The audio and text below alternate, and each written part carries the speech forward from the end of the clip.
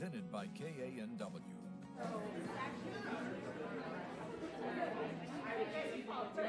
The APS Community Connection.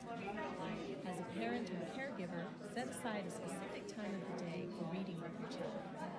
Read with your child for at least 15 minutes each day. This is one of the most important things you can do to help your child become a better reader and student. This is Yolanda Montoya Cordova from the Albuquerque Public Schools. APS Community Connection, presented by KANW. The APS Community Connection. Encourage older children to read to younger children at home, at school, at the park. Have them read to them everywhere. And be a volunteer reader yourself. Read at a school, at a library, at a community center. Read to children here, everywhere. Please give the greatest gift of all. Read to children. Lea a los niños. Esta es la Peggy Mueller Aragón de la Junta de Educación de Albuquerque. APS Community Connection, presented by KANW. The APS Community Connection. When it's time to give a child a gift, give the best gift of all. Give him or her a book. When children have books at home, they often do better in school. This is Peggy Mueller Aragon from the Albuquerque Public Schools Board of Education, advocating for literacy and reading to your children. Lea a los niños. APS Community Connection, presented by KANW. The APS Community Connection. Here's a simple thing to encourage a child to learn. Tell a child often that you believe in him or her. Let a child hear, starting at a very young age, that you believe in their ability to do the very best and be the very best. This is Board Member Candelaria Candy Patterson from the Albuquerque Public Schools Board of Education. APS Community Connection, presented by KANW. The APS Community Connection. Pida a todas esas personas que se preocupan por el futuro de un niño o una niña, siendo tías, abuelos, abuelas, niñeras, vecinos y amigos, que animen a ese niño a que le vaya bien en la escuela y que le lea. Hola, soy Candelaria Candy Patterson, miembro de la mesa directiva de las escuelas públicas de Albuquerque. APS Community Connection, presented by KANW. The APS Community Connection. You can increase a child's vocabulary and background knowledge. Two important pieces of reading by having conversations with them. Giving children a rich language environment is one of the best ways to build a foundation for reading success. This is Dave Pearson from the Albuquerque Public Schools Board of Education. APS Community Connection, presented by KANW. Hi, Miss Sandy. Yeah. Like Good. an hour and a half. Like it was pretty cool. Pretty quick. We're just having a backroom chat here. Did I miss anything? Did I miss anything? The bar room chat. Oh, the barroom chat? Oh, Just okay. sharing Well, stuff. those are the best ones, though. That's what I hear. No backroom brawls, just backroom talk. Okay. All right. I was so busy looking at a cookbook that I forgot I had a meeting. It's French. It's French. Yeah? They're French. Yeah, they're from my son. I mean, I wouldn't know how to use any of that stuff. It would be. Yeah, I do. I am good. I am a good cook. So I was going to tell you, with we had mariachis. We didn't know that. You missed it. You missed it. It was like, what they did is they showed up at the front. We didn't know they were coming. Oh.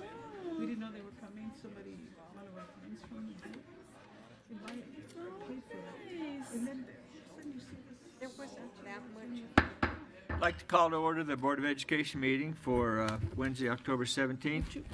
We have an interpreter here, Sandra, and she'll give you a few messages before we get started. Sí, buenas tardes. Si alguien necesita la interpretación al español, si levantan la mano, yo les puedo alcanzar un auricular. Gracias. Thank you, Sandra. I'd like to invite Cesar, who's from Highland, who's going to help lead us in the Pledge of Allegiance. So if you please stand.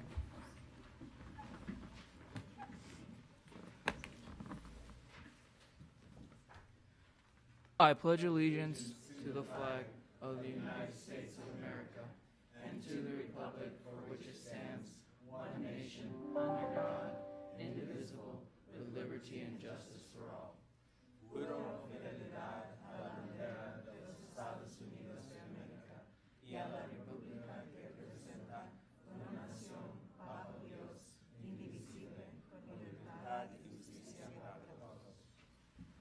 Thank you. You may be seated. I'd like to have a moment of silence in honor of all the APS graduates who've lost their lives while serving the country.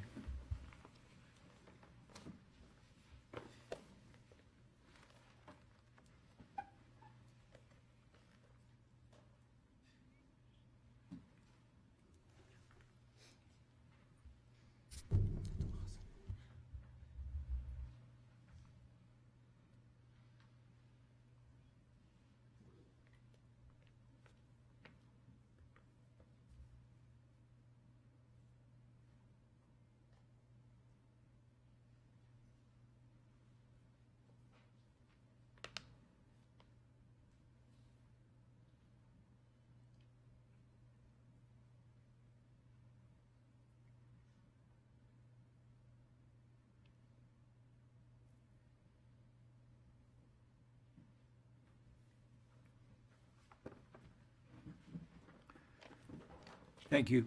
We'll have a roll call, please. Peggy Mueller Aragon. Here. Barbara Peterson. Here. Margalaria Patterson. Here. Elizabeth Armijo. Here. Yolanda Montoya Cordova. Here. Lorenzo Garcia. Presente. Dr. David Piercy. Here. Before we adopt the agenda, I'd like to remove item 6.d, the briefing on Council Urban's Board of Education from CUBE. We'll have that presentation on November 7th. And with that change, could we please have an adoption of the Board of Education meeting agenda for today and the approval of the October 3rd meeting agenda minutes? So moved. Second. All in favor, please say aye. Aye. All opposed? Thank you. We'll go on to recognize some students and staff. Board Member Montoya Cordova. So welcome to tonight's board meeting and thank you for coming. Our first recognition will be introduced by Associate Superintendent of Zone 1, Dr. Gabriela Blake. I couldn't say that. Blakey. Good evening, President Piercy, members of the board, Superintendent Reedy, and guests. Tonight, we have the honor of recognizing an award-winning group of students. The Highland High School students that are part of the Family and Consumer Science Career and Technical Education Program recently won gold and silver medals at the National Family Career and Community Leaders Conference in Atlanta, Georgia. Family Career and Community Leaders of America is a nonprofit national career and technical student organization that was begun in 1945. There are more than 160 members representing 49 states, as well as the Virgin Islands and Puerto Rico. Chapters like the one at Highland focuses on projects such as peer pressure, substance abuse, family relationships, nutrition and fitness, teen violence, and career exploration. Our Highland students medaled in categories of chapter service project display, job interview, promoting and publicizing for FCCLA, and sports nutrition. We're very proud of these students for medaling in these categories, and several members of the Family and Consumer Science Career and Technical Education Program were able to join us this evening. As I call your name, would you please come up to the podium? Maria Herrera, Adriana Ramirez, Cesar Herrera, Zechariah Romero, Andres Ortega, Samuel Lopez, Jessica Puga, Osman Orta, and Madison Eckstein. Would the family and friends of these students please stand so that we can greet you?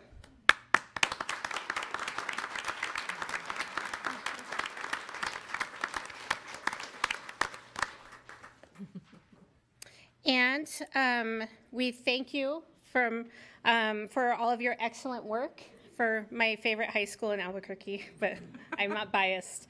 So go Hornets. Let's show our appreciation for these students and for their teacher.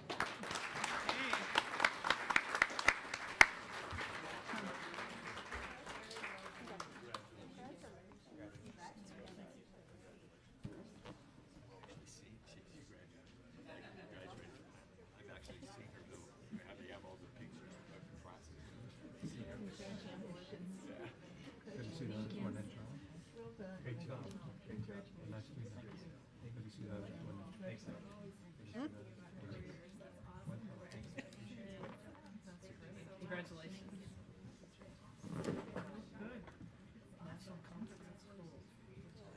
Davis Cleaners, it's not me.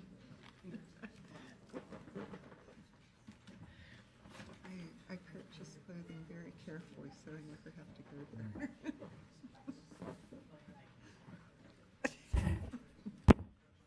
Stressed out.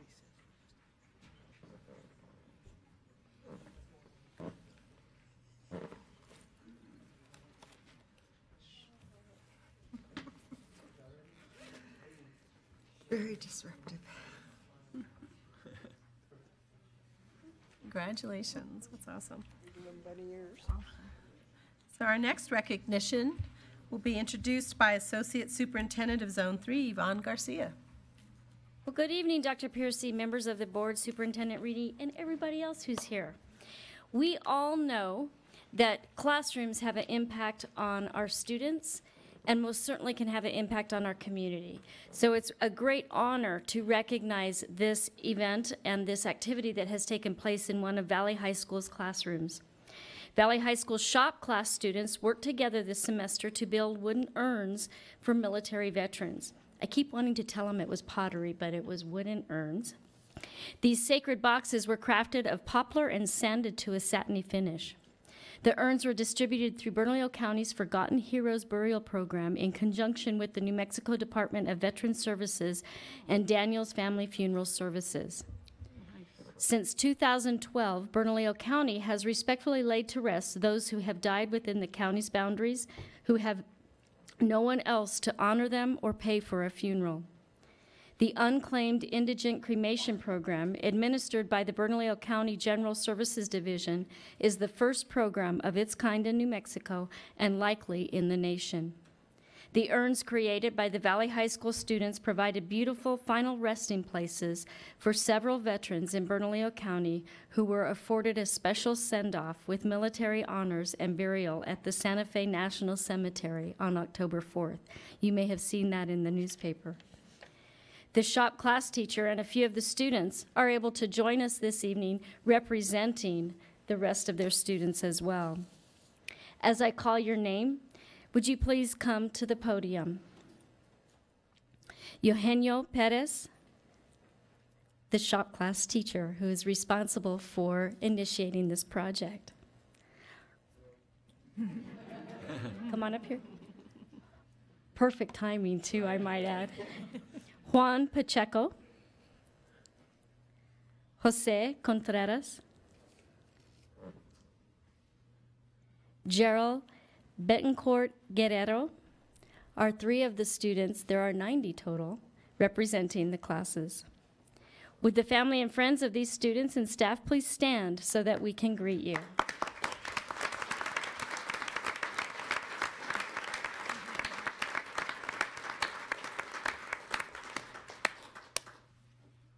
Thank you for your exemplary work and making such a positive impact on our community. Let's show our appreciation one more time. Thank you.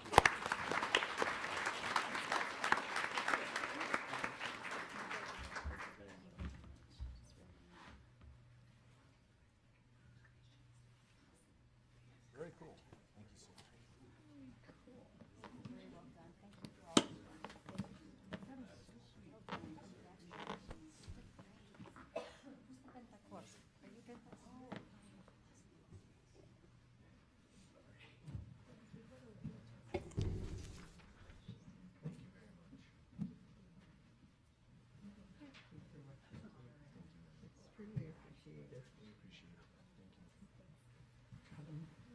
Muchas gracias por su invitación.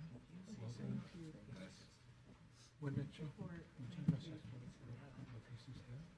Muchas gracias por todo lo que hiciste. Muchas gracias.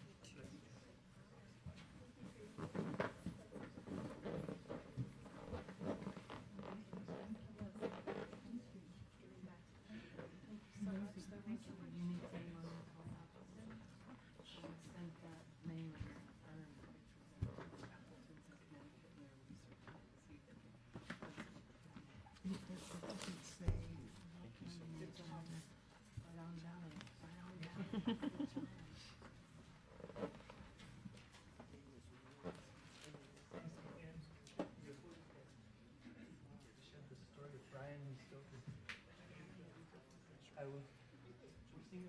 an amazing idea.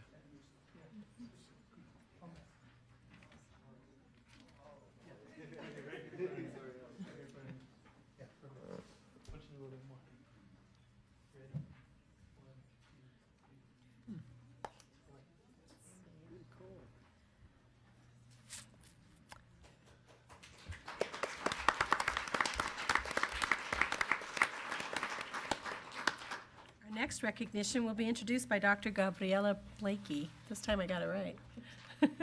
Tonight we have the honor of recognizing a student scientist. Olivia Cole, a student at Jefferson Middle School, recently was named one of the top 300 math, applied science, technology, and engineering for rising stars by the Broadcom Foundation and Society for Science and the Public. 6,000 nominees representing the top 10% of science fair projects nationwide asked to apply for the Rising Star Award. More than 2,500 student applications were accepted, and from those, just 300 students were chosen, including Olivia Cole. The students come from 35 states, with 78 from California, 33 from Florida, and 21 from Texas. And we have one from Jefferson Middle School. Ms. Cole studied this average spectrum of a quasar, which she describes as matter being funneled into black holes. She received a first place science fair award at regionals and second place at the state competition. Ms. Cole wants to be an astrophysicist and one day attend Columbia or the New Mexico Institute of Mining and Technology. Ms. Cole, will you please come to the podium?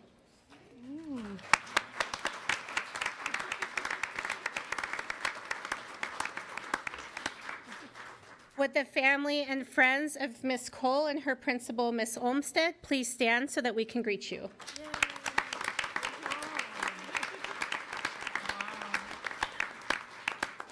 Olivia, we are very proud of your work in the field of science and wish you all the best in your future dreams to become an astrophysicist. And I think Dr. Piercy up there is probably very jealous.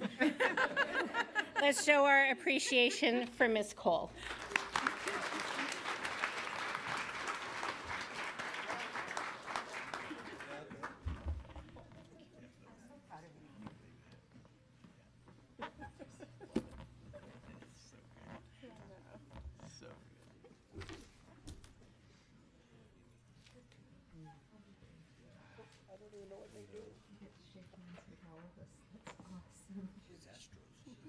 Have you met Neil deGrasse Tyson yet? You will. You will. You will.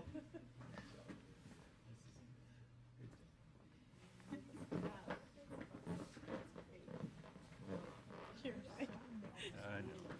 Jeez. This is great. I know. Crazy.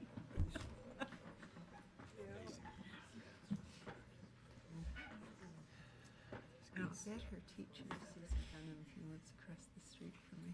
Good stuff. Asked her. She sees amazing. That's great. I have to clap again.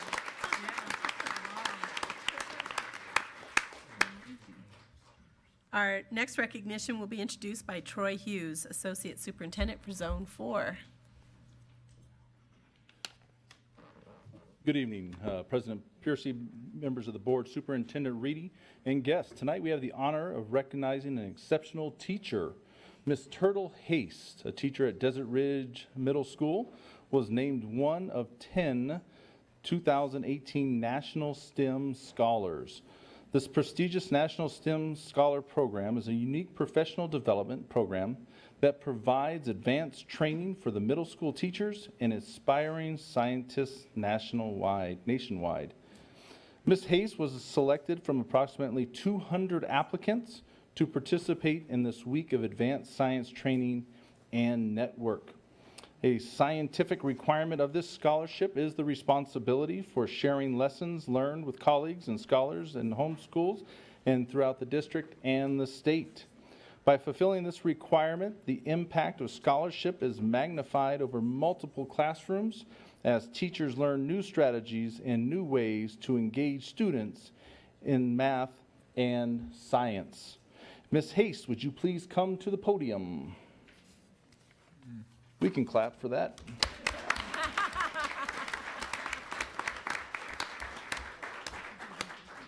In working with Mrs. Hayes back at Desert Ridge, she receives this nice award here. And also knowing Mrs. Hayes, she also wants part of the microphone. So I will turn it over to her for just a brief moment. I know that.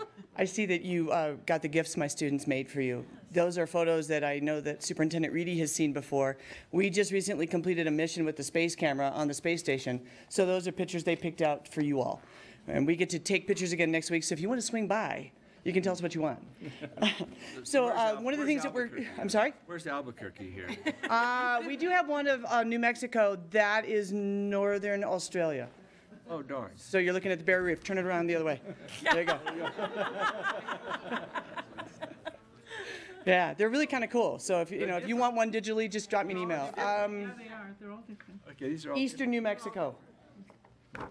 What's this one? Libya. Hang on. That one is Kazakhstan. What's this? Hang on, I'm doing it. That's Libya also, but we were interested in the dam there. Ah, really? Because there's a really interesting dam there. Oh, okay. Yeah, I can see. Yeah, now that you say it. South America, I want to say Chile. We were looking for the Dakar Rally, Rob. And then this. Argentina, the glaciers. Okay, so just so you realize, I have to do a project for this, and my project involves addressing a student misconception.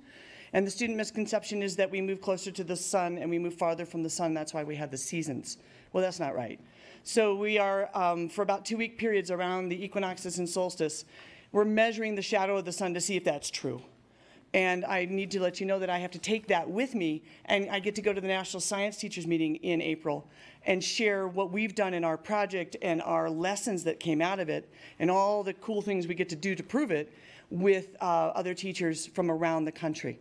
And what I don't think other teachers realize is how hard this is to put yourself out there to get recognized. And so teachers do it because you get to go all kinds of cool places. And you get to do all kinds of cool things that you would never do. Talk about yourself and talk about it all the time because people need to hear us. Thank you. Right on.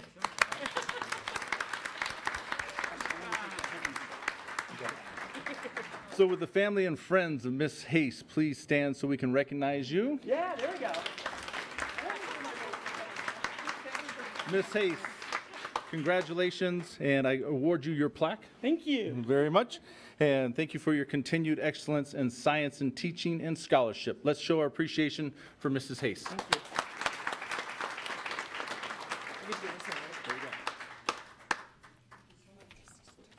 Yes, it is. Last time we took a picture, we only had one. My pleasure.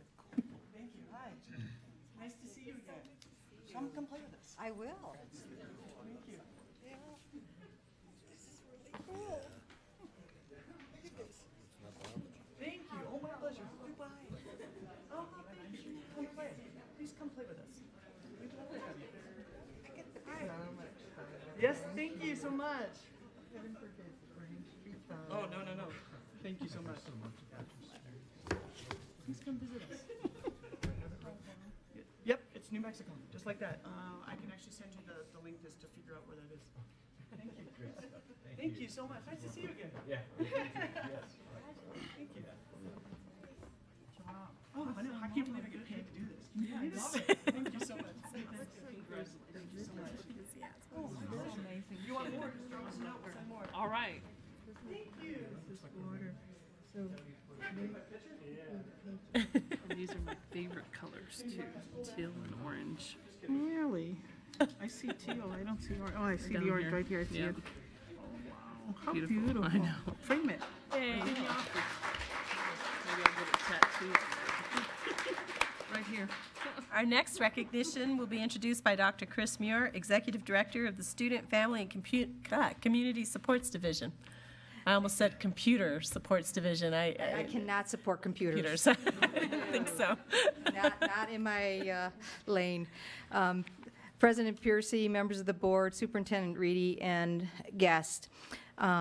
When you hear, tonight we're here to honor and recognize an outstanding community partner. I have the great job of working with multiple partners that work with our schools and our kids. And when I say Delta Dental, I'm sure that the first thing that comes to your mind is dental insurance and, oh my God, when's my dental appointment? But since 2000, I'm going to tell you something about dental. I didn't think that at all. No, I'm not going to the dentist. But I'm going to tell you something about Delta Dental that you probably don't know. Since 2013, Delta Dental of New Mexico has packaged and delivered bags of food each week during the school year to students at select APS schools. The I cannot do the double D's here. The Delta Dental Cares for Kids program has one primary goal: to give APS students who may not always have enough to eat additional nutrition for the weekend. The bags of food contain items such as macaroni and cheese, tuna, salad snack kits, cereal, trail mix, pudding, fresh fruit, bottled water, and of course, oral hygiene products. The program has expanded to 8 schools and supports around 400 students. The following schools: McCullen Elementary, Sombre Del Monte Elementary, Whittier Elementary School, Armijo Elementary, Kit Carson Elementary, Rodolfo Anaya Elementary School, Lavaland Elementary School, and School on Wheels have all been recipients of the food. So tonight we have John Martinez, Director of Public Affairs and Communications, and Amy Hopkins, Community Outreach Coordinator, here to join us. Can you please join me at the podium?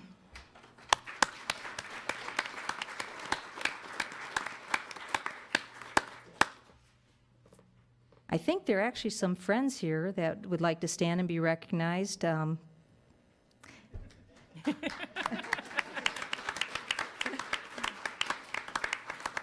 So, John and Amy, we can't thank you enough for what you do for our students, for the food that you provide, and the dental hygiene products, because they're needed just as much. And so we want to show again our appreciation for this outstanding community partnership.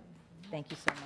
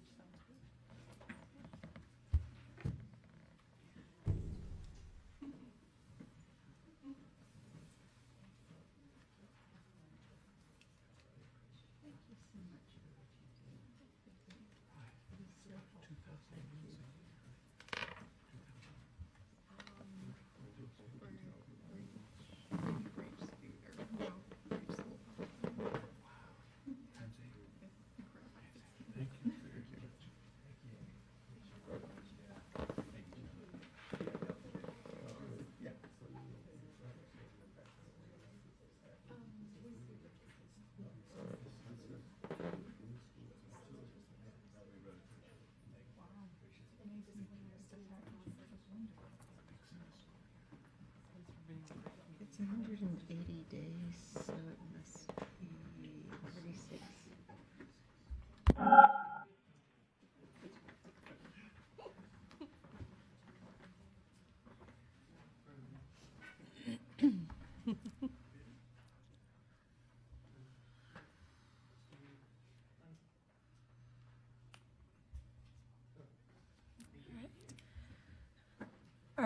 Our final recognition will be introduced by the Executive Director of the Albuquerque Public Schools Education Foundation, Ms. Shannon Barnhill. Thank you, Board President Piercy, Superintendent Reedy, and board members. It is with great honor to present to you a loyal and devoted sponsor and supporter whose service to the community is not a commitment, it's their passion. This donor is deeply invested in the community they serve. Comcast is committed to investing in our children's education. We are extremely proud of our partnership with Comcast as they have enabled the foundation to increase support to students through Foundation's grant programs by funding amazing innovative projects, providing new experiences, and creating an outstanding learning environment. Their support of the foundation in the district has spanned over 13 years. And just in the past 3 years, they have contributed over $50,000 to the foundation and has renovated over 5 school campuses. That is through their Comcast Cares Day. They have gathered thousands of volunteers and employees to enhance and improve our school campuses. They provide all the tools, all the supplies for these projects, and it's a wide scope of improvement activities. They paint cafeterias, they landscape, they provide basketball goals, they renew gardens, they paint murals, they bring benches, they put up shade structures. I mean, the list just goes on and on and on of what they've done for our schools. And I want to mention that they do this in one day. They provide our schools with such a refresh that it develops school pride, and the students and teachers are so amazed and so thankful when they come to school that day after the Comcast has come and just changed their campus. Some of the schools that have benefited from their generosity has been Hodgen Elementary School, Lavaland Elementary School, Inez Elementary School, Kirtland Elementary School, and most recently their first middle school, Grant. They have also been an award sponsor for our Gold Bar Gala for the past 2 years. And since 2005, Comcast has been instrumental in providing affordable, high-speed internet access to our APS families. The Internet Essentials program has given our students the opportunity to use technology on a regular basis to complete assignments and be connected in order to help their success in school. APS has truly benefited from the generosity of Comcast. They hold a special role in the continued success of our students, our teachers, and our schools. Let me quote Comcast. "We believe in making the future brighter through partnering with and investing in organizations and with our leaders, we like to move our communities forward through service, leadership, empowerment, technology, and innovation." Thank you, Comcast, for your strong belief in the APS education and having such an impact on thousands of students, teachers, and our schools. Please join me in thanking Chris Duncanson and Julianne Ferris. We are so grateful that you are a part of the APS community.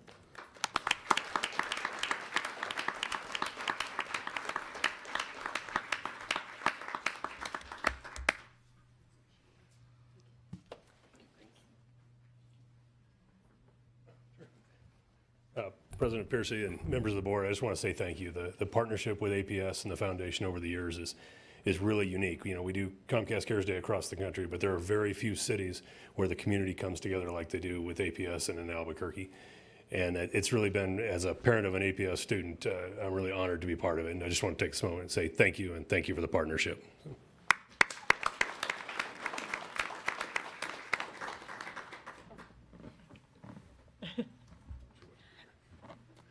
They are presenting us $6,359.37 from the past Comcast Cares Day that they did this past April. So thank you.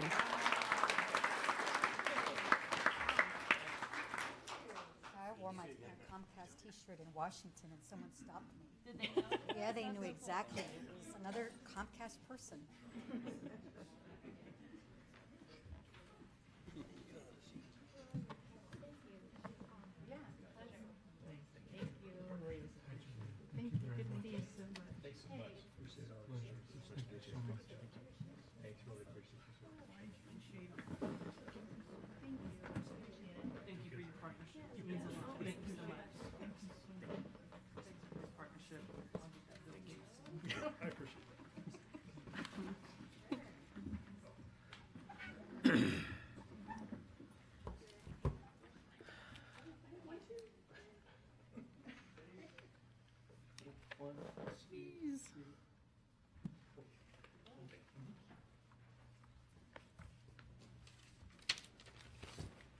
That's awesome. Okay. So we're now going to move into public forum. So whether you are here with a request for the Board of Education to consider, provide information, or just see how the Board of Education operates, we want you to know that you are welcome. The Board of Education has established rules for expected civil behavior during the meeting and public forum. Upon signing in to speak tonight, you received a signature form and copy of the procedural directive, which outlines those rules for expected behavior. The presiding officer will enforce these rules as appropriate throughout the meeting. And tonight, we have 8 speakers tonight. Therefore, to accommodate the greatest number of speakers, each speaker has 2 minutes for comments within the 45-minute public forum. The time remaining to speak will appear on the screen in front of you. You may not yield your unused time to another speaker. You are always welcome to submit additional comments to the board in writing if you're unable to convey your message or you're not able to speak within the 45-minute public forum. The Board of Education encourages you to stay for the entirety of the meeting so you may listen to the board member comments before we adjourn.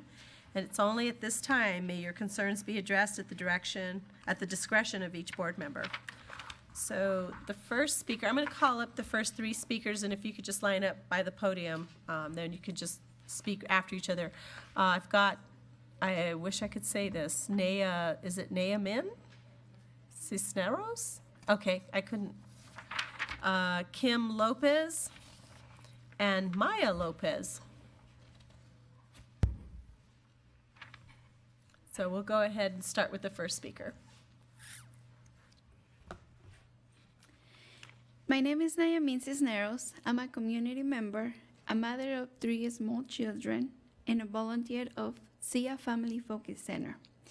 I love family focus programs for their cultural diversity, the love and dedication that the teachers and staff have for our children. Family Focus is a family itself. They offer programs from sports, arts, science, music, cooking, to help any other things or interests that students have. As a parent, Family Focus helps me to get involved with my children's education by volunteer. I love Family Focus. They treat me as a family member. My kids love to come to the programs every week, and I love to give back to the community. It's fun, safe, and it's a very good learning environment for our kids. And I just want to say I love our program. Thank you. Kim? I'm Kim Lopez. I'm a mother and a board member of Zia Family Focus Center, so the same that she was speaking about.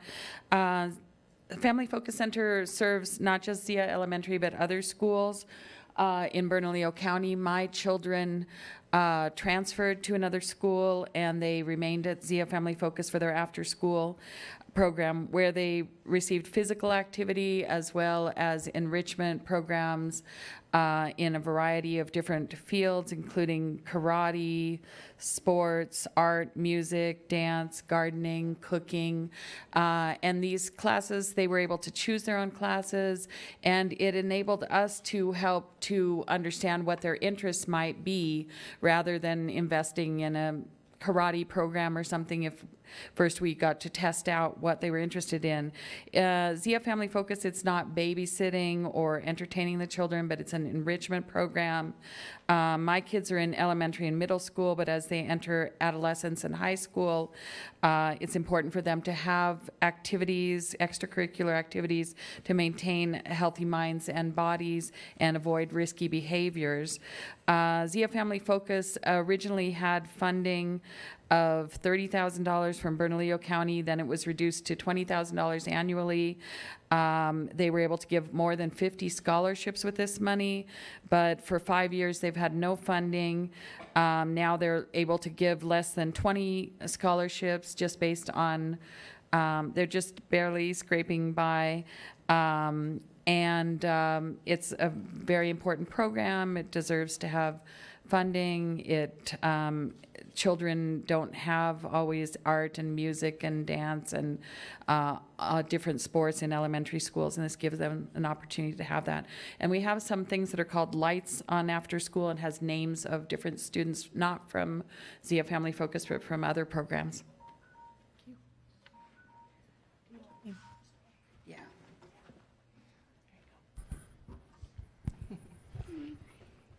Say your name first. My name is Maya Lopez, and I think the after-school programs like Zia Family Focus Center are really important because there are different activities. Because if one kid likes sports, and there's sports, and if the other kid likes art, then there's art, and so then that gives them a choice, and so they can both have fun and learn stuff, but also it helps them meet new people and have new friends, and it's kind of like having a new family. Thank you.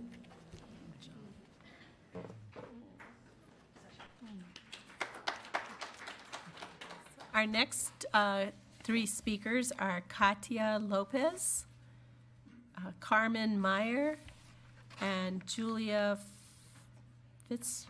I can't say the last name. Fitzsimmons. Okay, Fitzsimmons. All right, let's start first with Katia.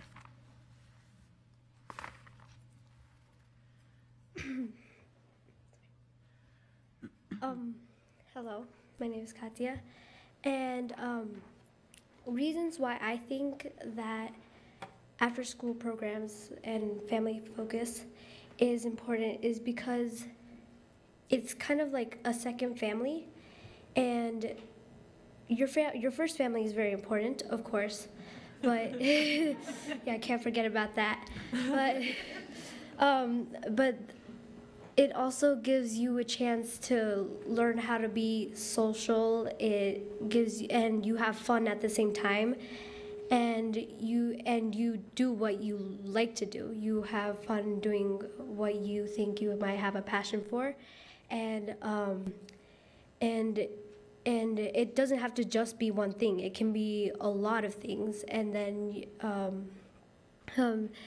and I think that that's wonderful because you get a lot of things out of one thing. You get a second family. You get to do what you love. You get friends. It's just a really great thing to have and to do. Thank you. Okay.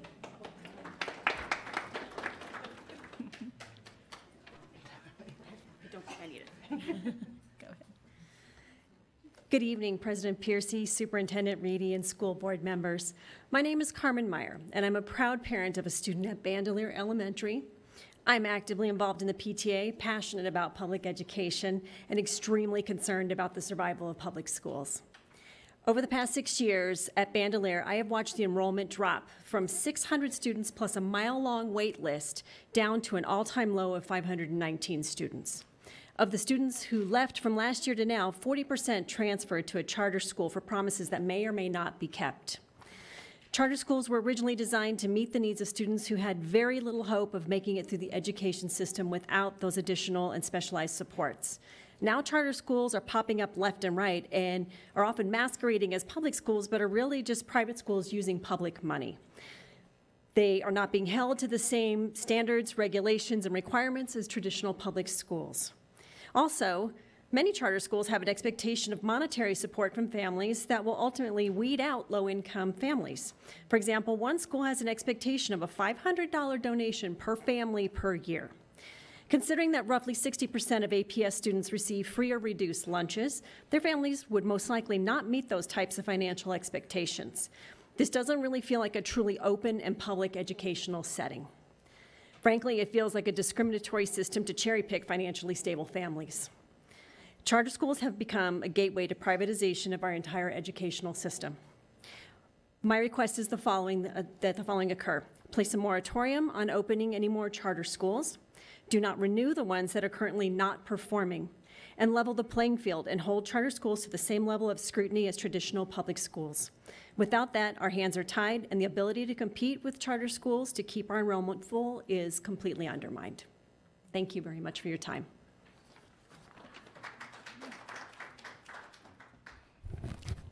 Hi, my name is Julia Fitzsimmons, and I'm a parent of a 5th grade student at Bandelier Elementary School. And I'd like to start by saying that for all 6 years that my son has been at Bandelier, we've had excellent, excellent, excellent teachers. My concern is very similar to what Carmen says, that our enrollment has fallen this year to 519 students. And what does this mean for Bandelier? It means that we have less money. We went from having a full-time assistant principal to a part-time assistant principal. We lost our full-time teacher level technology instructor, and so now we have a part-time EA who doesn't actually teach classes. We also lost our one second grade teacher this year after 40-day count, which really put our second grade students' families into a state of turmoil. And now, why is this? So one reason is due to charter schools.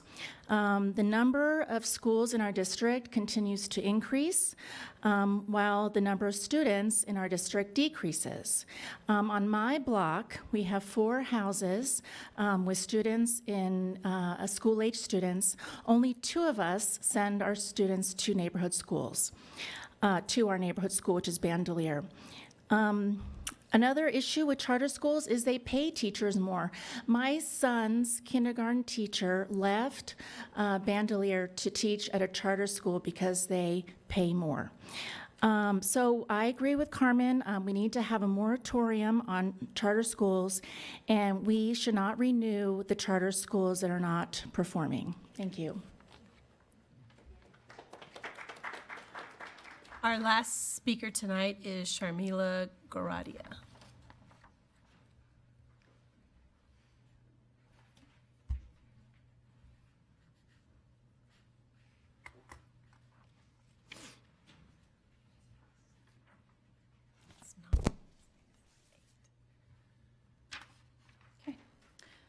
Good evening, President Piercy, Superintendent Reedy, and school board members and guests. My name is Sharmila Goradia. I am a former Bandelier student and a current Bandelier parent. Unfortunately, I did not receive a response to the issues I brought up last time and had to leave for a PTA meeting before comments were made. So I will restate what I spoke about at the last public forum in hopes of receiving a response. Our neighborhood schools are in crisis. Our schools are experiencing a decline in enrollment, lack of teachers, increased class sizes, and deficient services. Bandelier has now lost 2 teachers this year to enrollment numbers. When parents face these types of problems, it produces an overall negative perception of public education. They lose faith in the system and believe pulling their children and placing them in charter schools will solve their problem, further aggravating the stresses on our neighborhood schools. There are many misconceptions about what charter schools are and can offer. Ultimately, the concept of charter schools destroys community cohesiveness and creates a myopic view of education that benefits the individual at the expense of the community. I have to do what is best for my child without regard to the impact it will have on all children. Furthermore, it stretches already heavily stretched dollars as we divvy up money to more and more schools. School choice is an illusion that fundamentally undermines our neighborhood schools and erodes the community. A moratorium must be placed on new charter schools and the renewing of existing ones. Most charter schools are not necessary if our neighborhood schools are funded and supported appropriately to provide the services needed and desired by the community.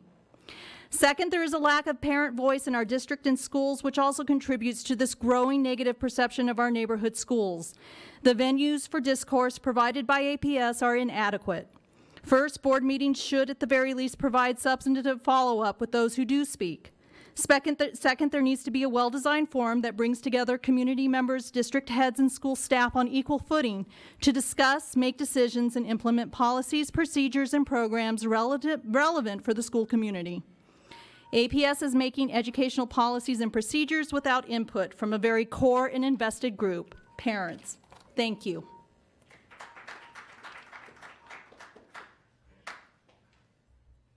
Thank you for your input. That concludes the public forum.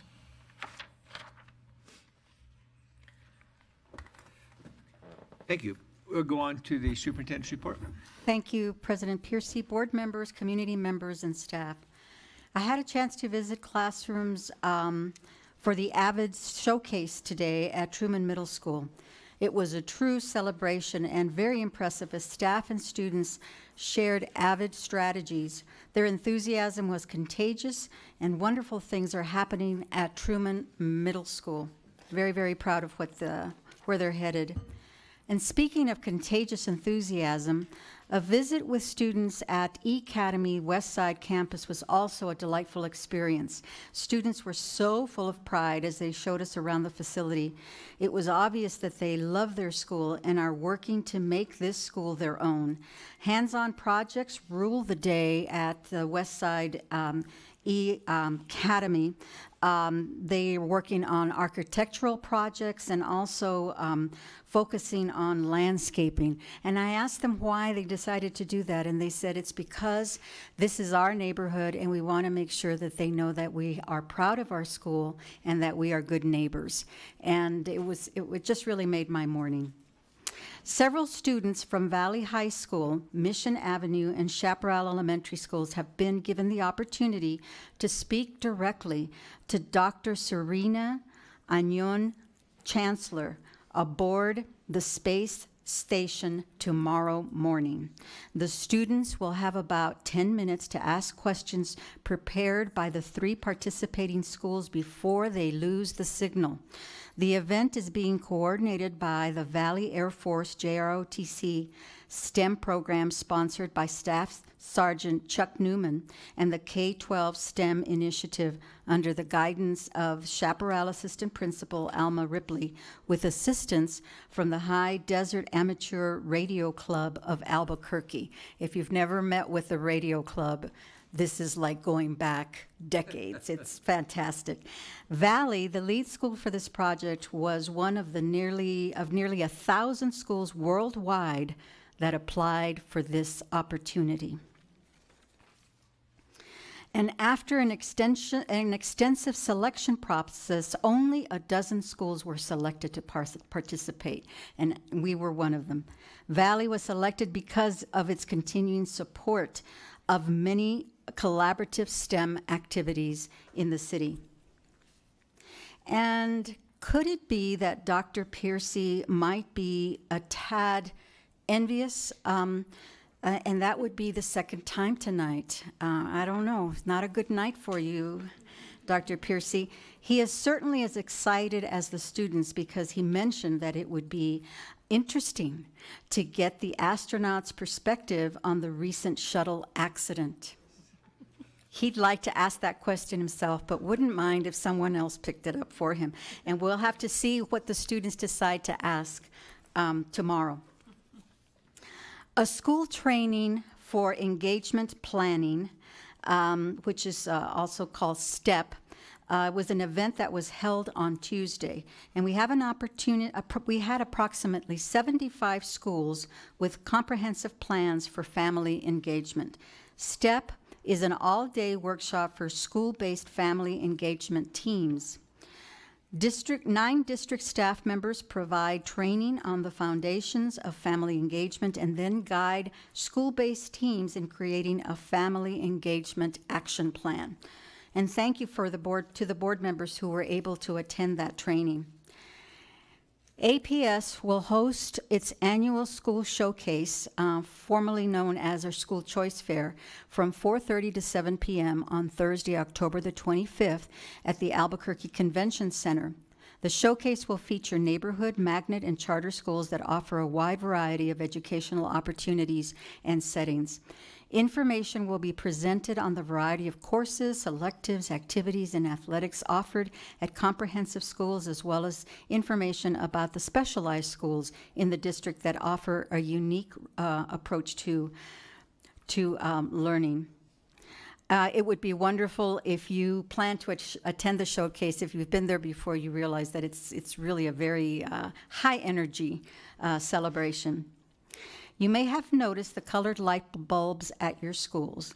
schools are getting ready to celebrate the 19th annual Lights On After School Virtual Rally for after-school programs to be held on October the 25th from 4:30 to 6:30 p.m.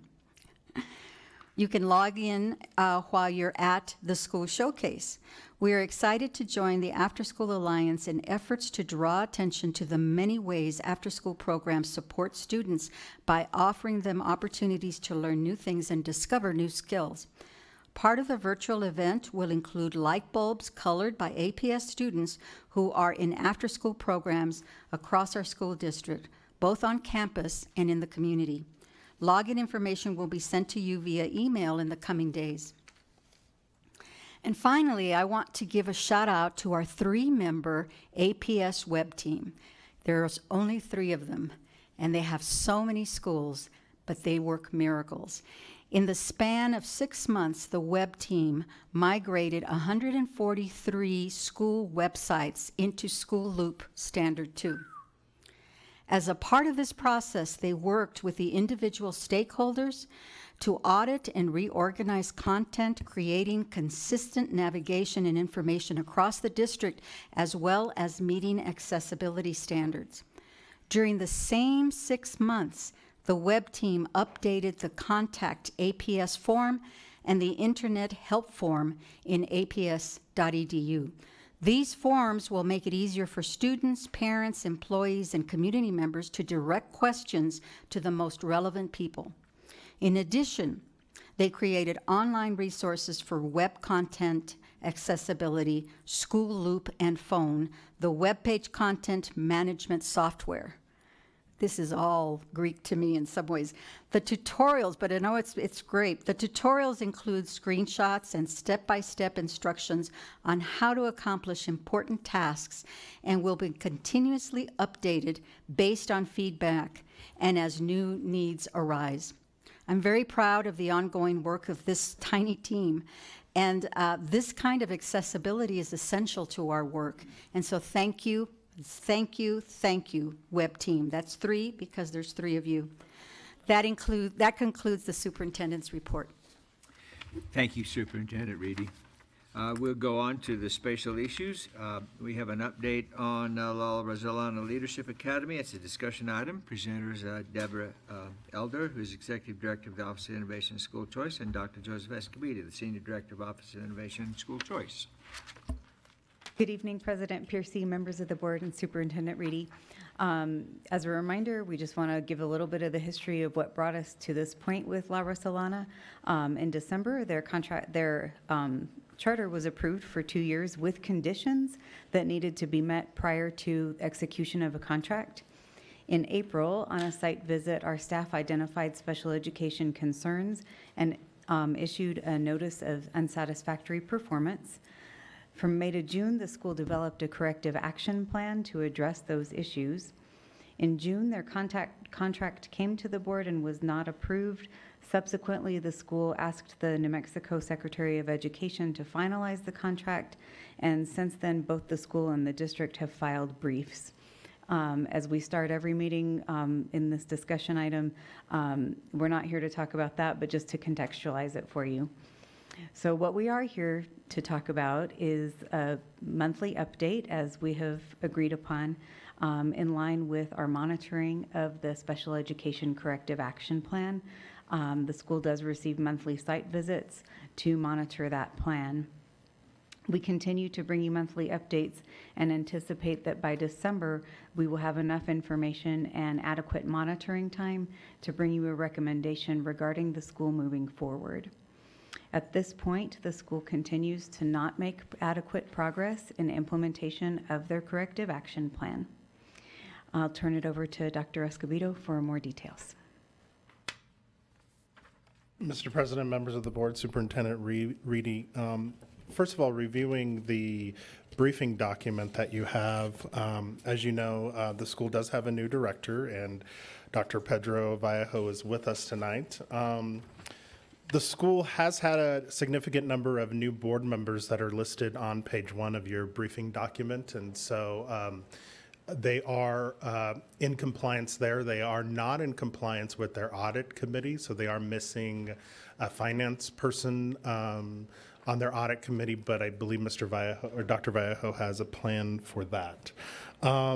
As of October 8th, the school had 71 students enrolled. As you can see from the briefing document, a large percentage of students with disabilities and English language learners. We have updated their enrollment by grade for you, which you can see on page 3, shows you an analysis of their school enrollment. And then on page 6, we've included some new information with you. We really dug a little deeper into PARCC performance levels of students with disabilities compared to students without disabilities in English, language arts, and in math. And so we wanted to point that out to you. Again, we want to thank Associate Superintendent for Special Education, Lucinda Sanchez, for her partnership in this work of supporting students and ensuring compliance. On September 26th, Patricia Espinosa, the APS Special Education Liaison to Charter Schools, performed her monthly site visit. She did note that the school is making progress in the areas of attendance at student assistance team trainings. They have created a spreadsheet to track student IEPs. They are ensuring that students are receiving direct services and have begun reviewing files to identify discrepancies from previous IEPs. However, the school has not made progress ensuring all IEPs are done on time. Between August 6th and September 26th, only one IEP was conducted. That is leaving 6 students out of compliance with their IEPs. That one IEP that was conducted had compliance issues. The school also continues to allow a non-certified staff member to review special education records. We will be conducting another site visit at the end of this month, and we'll bring you an update in November. And we are here to answer questions. And again, Dr. Vallejo is here as well. Board member comments? Questions? Dr. Piercy? Yes, Board Member Garcia. Well, thank you for the update. It's very helpful to get a sense of where we're at. I appreciate your rigor, and hopefully we will be able to get back on track. Thank you. Any other comments? So I guess my question is, what does this really mean in terms of what the next steps are for us and for this school? Mr. President, Board Member Peterson, we have a commitment to you to bring you monthly updates, and we will be bringing you a recommendation in December on the school going forward. We do need to give the school some time to try to get their processes and systems in check. However, we are monitoring that monthly, and we are committed to you to bring you a clear recommendation on December on the school going forward. Thank you. Board Member Muller-Aragon. So if, Dr. Vallejo, if you could just please let us know what you're doing right now to try to meet some of these needs. Absolutely. President Piercy, board members, Superintendent Reedy, we actually have made quite a bit of progress. You'll note the date on this is September 26th. Since then, all of our overdue IEPs have been taken care of. Okay. Our calendar at this point is up to date, and we are working on making sure that all subsequent IEPs are in place and being addressed as appropriate. Also, in terms of some of our other processes, we're making sure that they're in place and being followed. I was here 4 weeks ago and had mentioned that, yes, there is quite a bit of work ahead of us. We have made quite a bit of headway since then, especially in terms of, for example, our SAT, our SAT requirements regarding students who need assistance.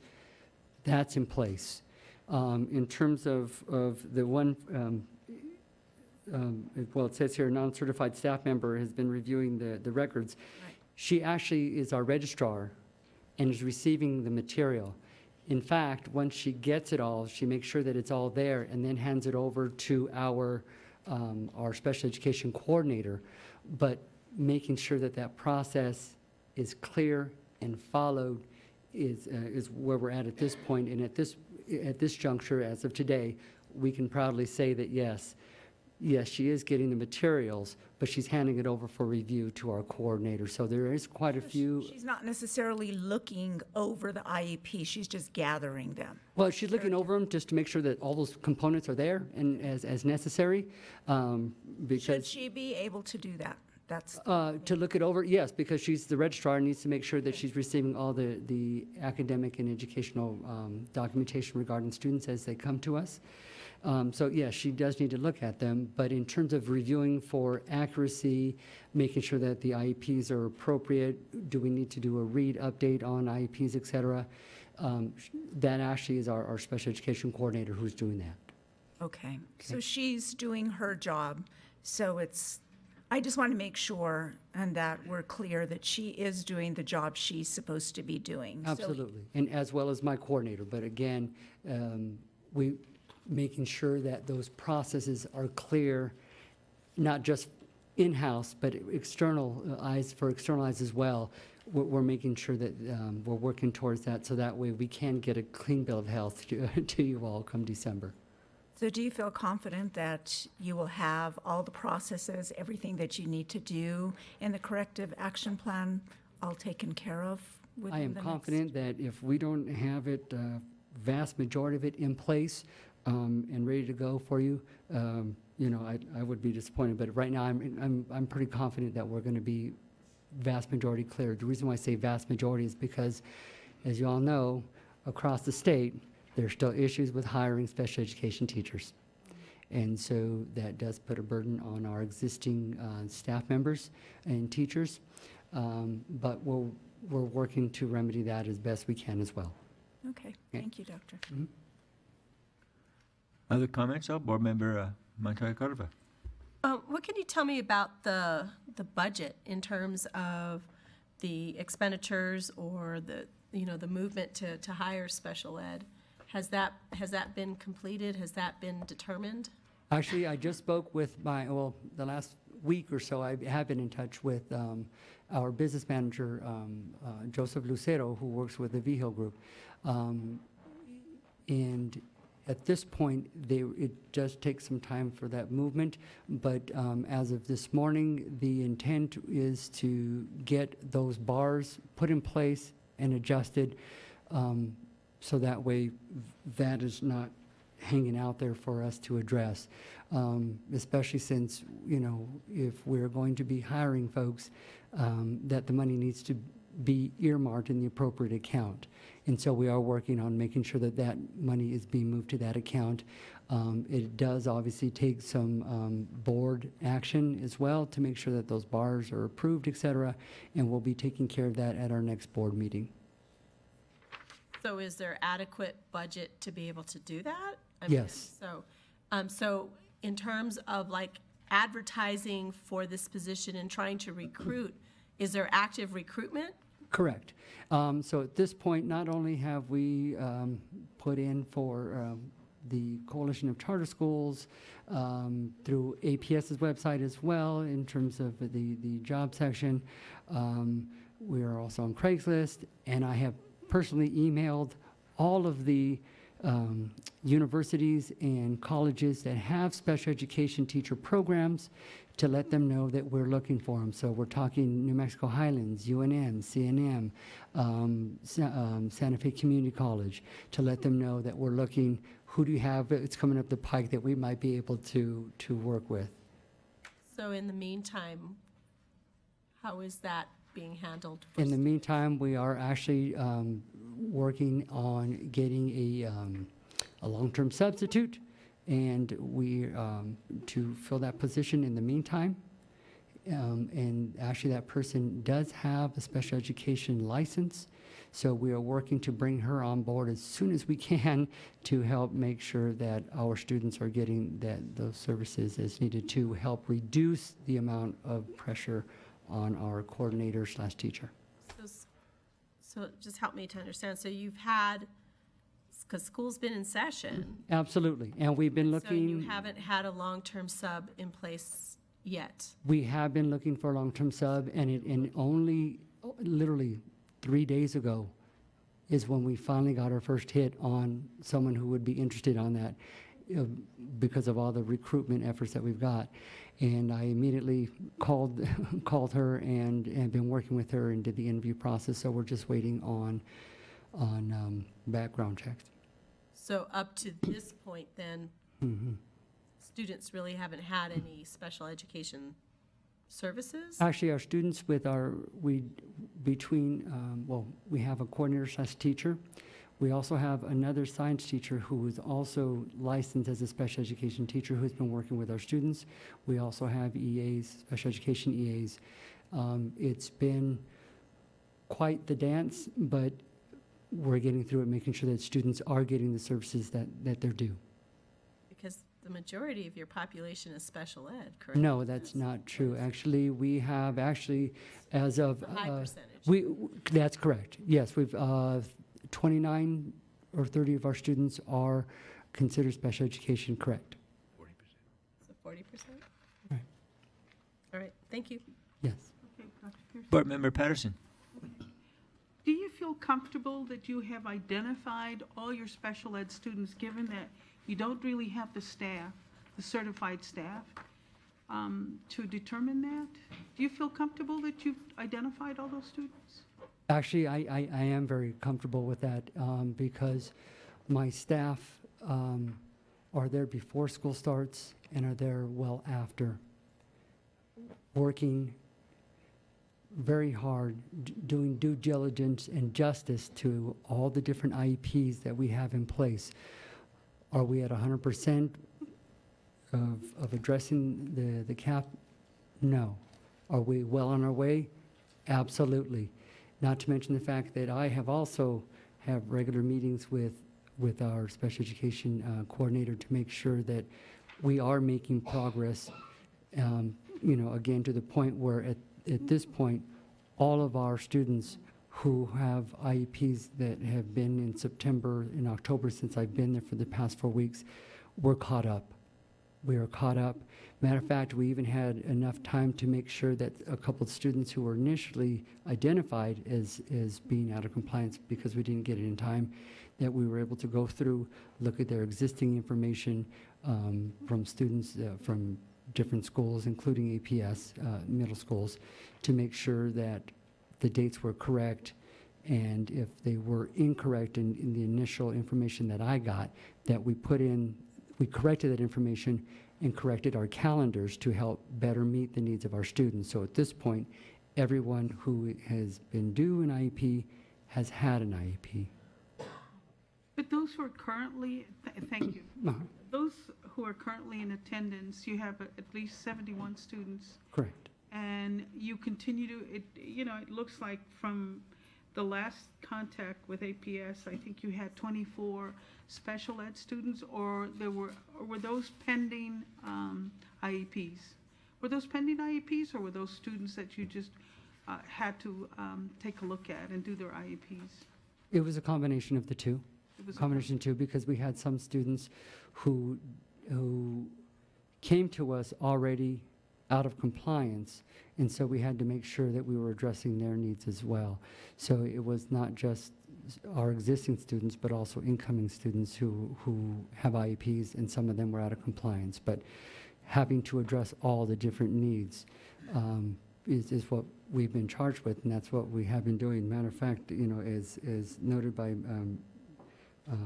Patricia and Ms. Espinosa, that we have caught up with those pieces finally, and so we are moving forward with anyone else at this point who is due an IEP. So do you anticipate you will have more students at this time? Actually, as of the 40th day, we had 74 students. There's two of which One was a gifted student, so we since that was September 8th or 9th, that child entered our school. So we have the 30 days that we need to make sure that we do the read on that IEP to make sure everything is up to date and current. And that particular student actually is due, I believe, October 26th.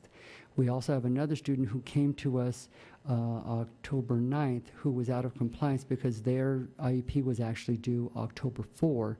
And so we're having to, for both of those students, our 30 days started when they started, on the 8th and the 9th for each respective students to make sure that we're getting all of their IEPs. We're looking at the current IEP, but also to see what we need to do for the subsequent IEP to put everybody back into compliance within our 30 days that we have. But those are the only other two that we've had since. All right, thank you. Board Member Armijo? I have no additional questions, but thank you for the monthly update, Dr. Vallejo. Okay, thank you. Just a question for our special education folks here, maybe Lucinda. I don't know that we have any of our special education people who are handled by registrars or secretaries or anybody. I don't even know how in the world they would know whether they have the right records or not. So I doubt that process very much. I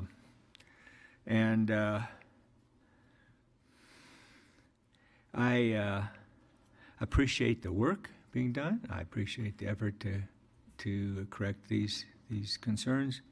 I think it's going to be very difficult to satisfy the 40% special education that you have.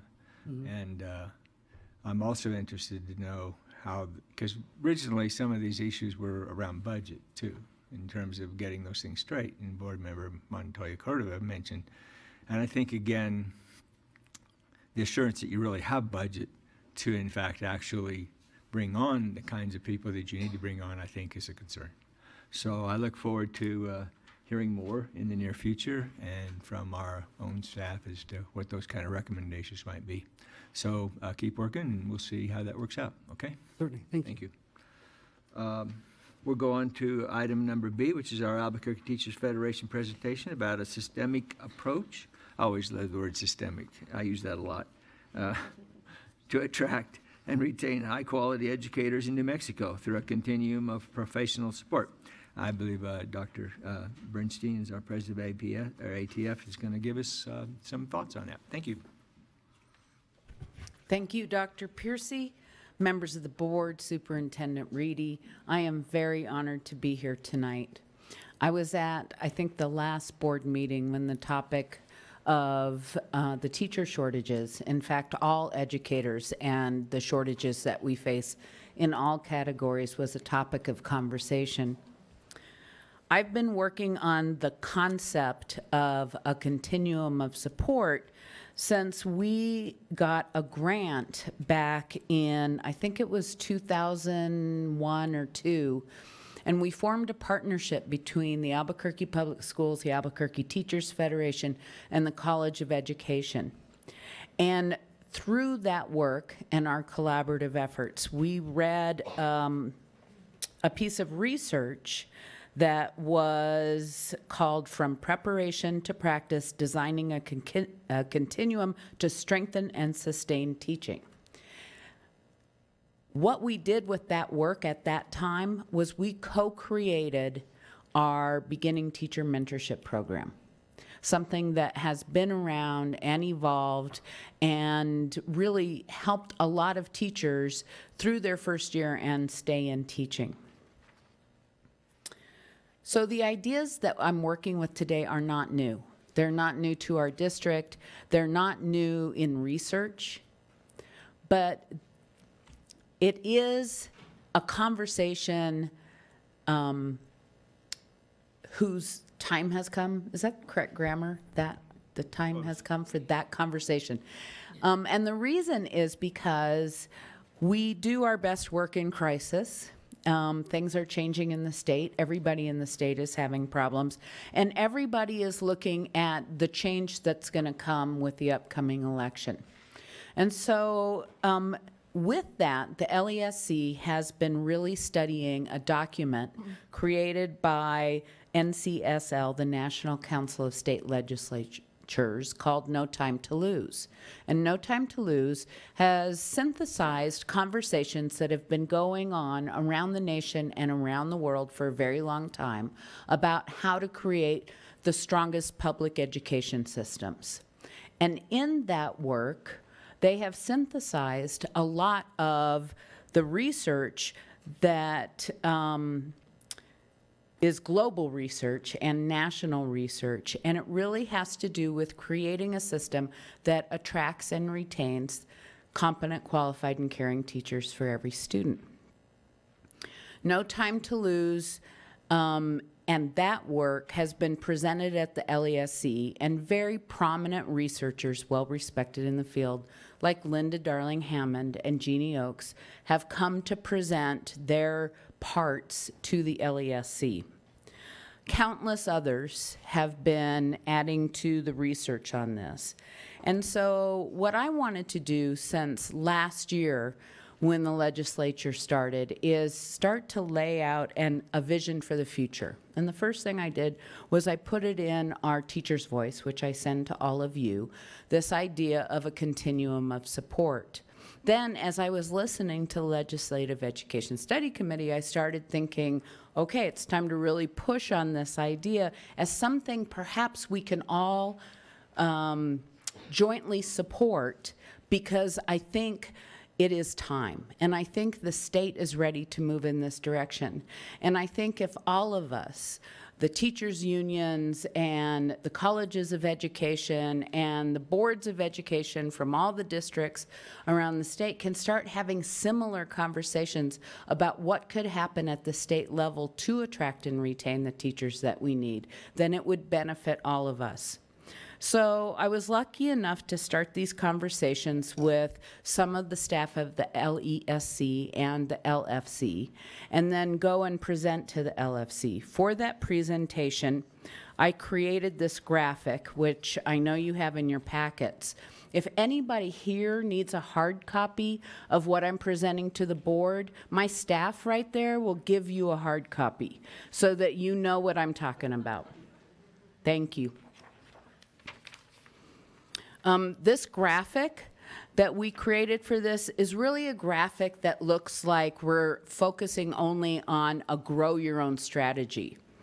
It is partly a grow our own strategy. One of the things that we haven't done is made teaching an option and an attractive option for the people who are going to school. And I know for myself, I chose to be a teacher in 4th grade. When Miss Duderstadt at Belhaven Elementary had career day. That's when I decided, because I had a role model. My dad was a teacher, because my teachers were role models, because they were enthusiastic and positive about their profession, and I knew that that's what I wanted to do. What the studies say now is more people say that they trust teachers as a profession than ever before. And these are the same people who say to their children, but don't go into teaching. And we do that with our own children as teachers. We say to our own offspring, don't go into teaching. And the reason is, according to the research, is because 1, it is disrespected, and 2, it's a lot of work for very little pay. Okay? People go into careers when they first want to pick something where they think they're going to make a difference, but also they're going to make a living. So we want to start having our high schoolers think about teaching as a career, and not just teaching, counseling, social work, therapy, everything that we have in public schools. I'm going to focus just on teaching for this presentation.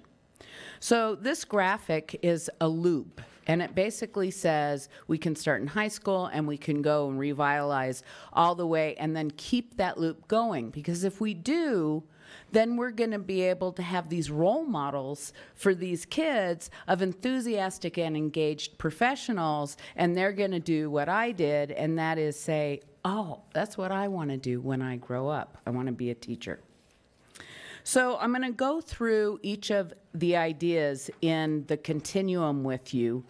And I'm going to just briefly summarize each page.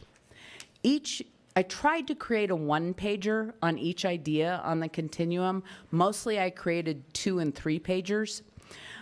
Because you could write a book, and there are books. There is so much research behind every single concept on this continuum. But I tried not to write a book. I tried to just say, this is the idea. But I want you to notice that I drew the continuum down the side of the paper. So every time you see a check mark, you know that that's what I'm talking about, and that's what the paper is. In each single page, I just summarized it. I gave a few bullet points, mostly from No Time to Lose, but also from Linda Darling Hammond, my own union, and other resources, just to say there's a lot of research behind this. And I ended with policy considerations and a takeaway. So I'm hoping that we can have a joint conversation about starting in high school. There's a lot of talk in No Time to Lose, a lot of research about the importance of revitalizing career and technical education. And this is going on in many countries. What we've done in our country by saying the way to a future is to go to college and there's no other option other than college, we've really just kind of destroyed career and technical education in our public schools, and we've done it nationwide. And what No Time to Lose says is it's time to focus again on career tech ed. We need a skilled workforce, and college isn't the only option. And sometimes through career and tech, they go to college after they have that training. One of the career and technical areas that is really important if we're going to revitalize our own students to become teachers in New Mexico is called Educators Rising. It too is a career technical program, career CTE program, and it is available for Perkins money. And we have 3 programs in APS right now, one at El Dorado, one at Manzano, and one at Atrisco Heritage. I think every high school in the state of New Mexico should have Educators Rising. And it is an expense because you've got to have enough FTE to hire the teachers, and they have to be able to supervise the students. But I did a newsletter, The Teacher's Voice, on some of our Educator Rising teachers and the students that have now been hired in APS. And I interviewed the students, and they are very enthusiastically teachers in APS. So if they can do that at 3 high schools, I think we could do it at every high school in the state. So the bottom line is revitalize CTE, and while you're doing it, make sure that we focus on education. The next part of the presentation is on pre-service education. What we've done in our state, and what many districts and states have done, is during a shortage, they lower expectations for the profession. And we've done that often by having alternative licensure. And there are many alternate ways to become licensed, but they should not be substandard paths to licensure. And so sometimes we as a state and other states put people who are unprepared in front of kids, and then they too are not inspiring role models, and they struggle to be teachers, and they don't stay long. So what we want to do is revitalize colleges of education by increasing standards, not lowering standards. We also need to have a lot more clinical experience early on. So one of the things we need to do, of course, is partner with our local colleges of education to get candidates in our classrooms as soon as possible, because you shouldn't wait till you graduate from college after you've done student teaching to figure out that you don't really like that work. You need to figure out early. You need to have a lot of clinical experience. It needs to be connected to theory, and it needs to be ongoingly. So one of my ideas, the bottom line is raise the bar for teacher candidates. We need to have, you know, the best people going in, and that's what countries that we hear about like Finland have done. And that is, they've said it is the most competitive, rigorous thing to get into a college of ed. But the other thing some of the countries have done is they've made sure that once you're in there, you have loan forgiveness if you work for the local school district or something like that. And I think this is a state policy we could try to work on so that if we're lacking candidates to go into teaching in our colleges of education, but they guarantee they'll work for us, then we should guarantee that they're not going to be saddled with student loans for the first 10 and 20 years of their career. The next thing I want to talk about is teacher residencies on the continuum. We have currently a grant in APS. It's a partnership between APS, the College of Education, and the Albuquerque Teachers Federation. I work with Karen Rudis every single week. We go and work with the College of Education. This is a post-bac program for people who already have a degree, possibly for people who are looking at a change of career, second career people. They come into a paid teacher residency, and I put paid in air quotes because the pay is so small. In some places like Singapore, it's a living wage. In ours, it's like, we'll get your tuition paid for. But with that, they're placed in a school setting all year long so that they're basically co-teaching, and there's a gradual release of responsibility between the professional teacher and the resident teacher in the classroom. They become a member of that school community, and when they're finished, they basically have 1 or 2 courses shy of a master's, and they agree to work in APS when they're done.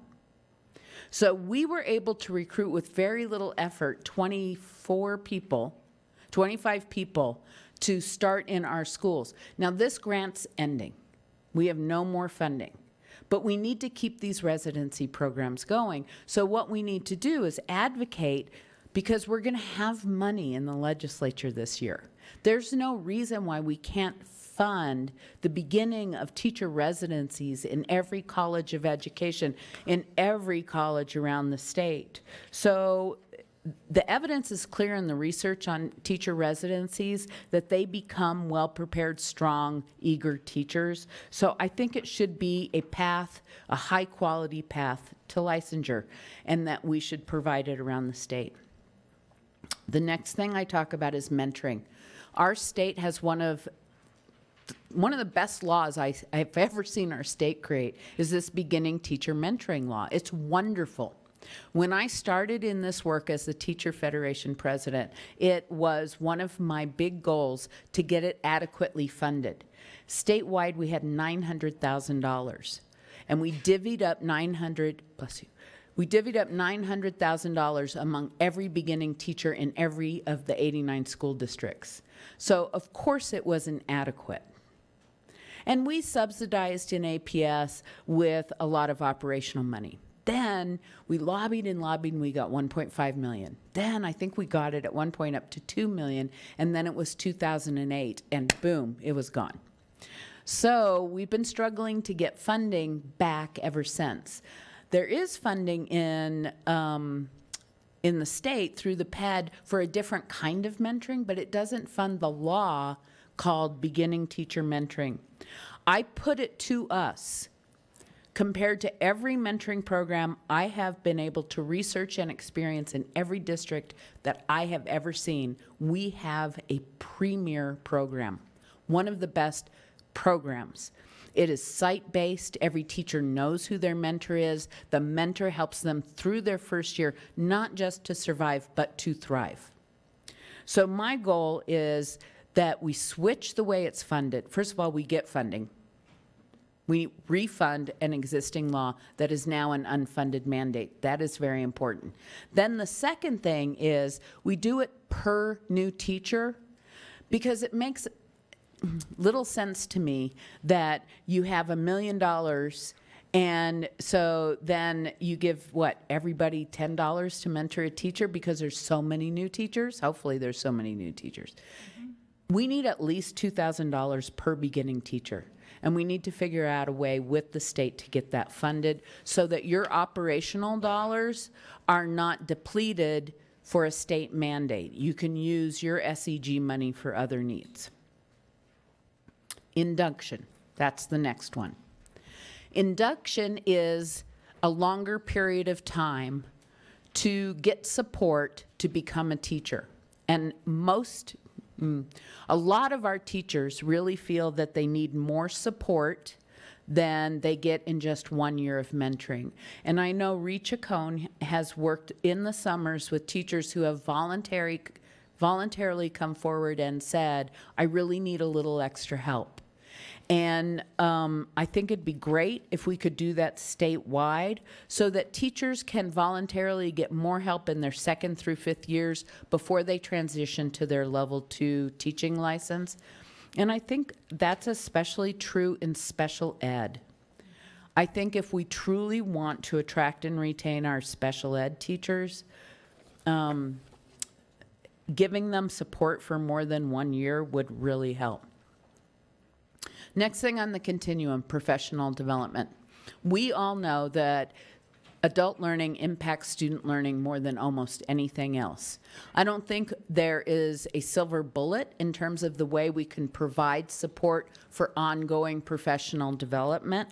I do know that the research says that if it's site-based, job-specific, and ongoing, it has more impact.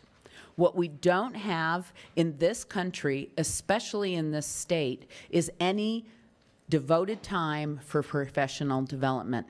Many states across the nation have 2 weeks of paid time for teachers to have professional development, but in other countries, their teachers spend a small amount of the day actually engaged with students and a large amount of their day engaged with other professionals. And there are other structures, of course, to take care of the kids for the hours. We need to start investing in more professional development time. It needs to be teacher-driven, not one-shot deals from somebody lecturing and that's not necessarily connected to your job. But I know we as a state need to start investing in the development of the teachers because the research is very clear. The better you do at your job, the longer you stay in your job. And learning with others is very invigorating and engaging and helps you be a better teacher. And I know that made a big difference in my career. The next thing I talk about is resources. We have to start taking the politics out of funding our school. And this is how it works, and we all know it. We need a stable, adequate funding source. So now we've got the lawsuit that says, oh, you have to fund your schools adequately. But if it's not stable, then it's not adequate. And so obviously we have to look for a lot of revenue sources. When I started teaching, it was right after there was a big cut in taxes and there was a big drop in oil and gas. And as a beginning teacher in 1982, making $11,800, I bought my own paper. Then after I kept teaching, there was paper. And then the oil and gas market went down and there was no paper. So it's not just about whether I had paper to do my job. That's important. But it's about the fact that we think that one generation of children is worth a different amount than the next generation of children. And that's just not true. I went to school when we had great resources. Wonderful. You didn't? Too bad. We can't do that in this state. And I think everybody knows that, and the lawsuit definitely has proven that. So I think we need some collective political will around the idea that we are not going to allow things to continue the roller coaster, but that we really want to have sustainable funding, because that's how we do the rest of this. With that sustainable funding, I think we need competitive salaries. And I've been pitching an idea for a couple of years, and so I want to talk about it here. I think our three-tiered system is a great statewide career ladder. I think we didn't do enough when we created it to create research papers that created buzz around the fact that we have a statewide career ladder that's based on competence and tied to licensure.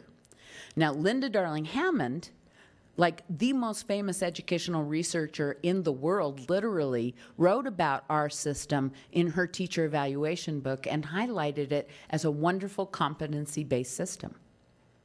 What we didn't do is finish fleshing it out. We didn't figure out a way to automatically increase the minimums at a regular base, on a regular basis, so they didn't get out of touch with reality. And we didn't figure out what happened in the inside of a tier. So right now, we have this weird marriage between tiers and steps and lanes. And what happens is people that, you know, oh, I got to level 2. Oh, I'm in my second year at level 2 and I'm making, oh, $1 more. It's just, it doesn't make sense. Now, the way we flow money in our equalization formula from the state to the 89 school districts is by weighting a student and having the money follow the student, right? And every attribute a student has carries more money. So if you're a student and you have speech, you have a multiplier because your attribute means that you need a little more money so we can hire the staff so you can have speech. And that's how our student-weighted formula works. Well, I would like our state to flow money to flesh out our career ladder, and I want to call it a teacher-weighted formula. So if I'm a basic teacher, I carry a weight so you can pay my salary as a district. If I'm a teacher with multiple credentials, I should carry more weight and more money should flow from the state. If I'm a teacher that carries responsibilities, because we all know our schools run on teachers taking on more work than just teaching. We run clubs, we run sports, we run committees, we do all of the stuff that keeps schools running. Well, if I take on responsibilities like mentoring, I should have a factor, a weighted factor.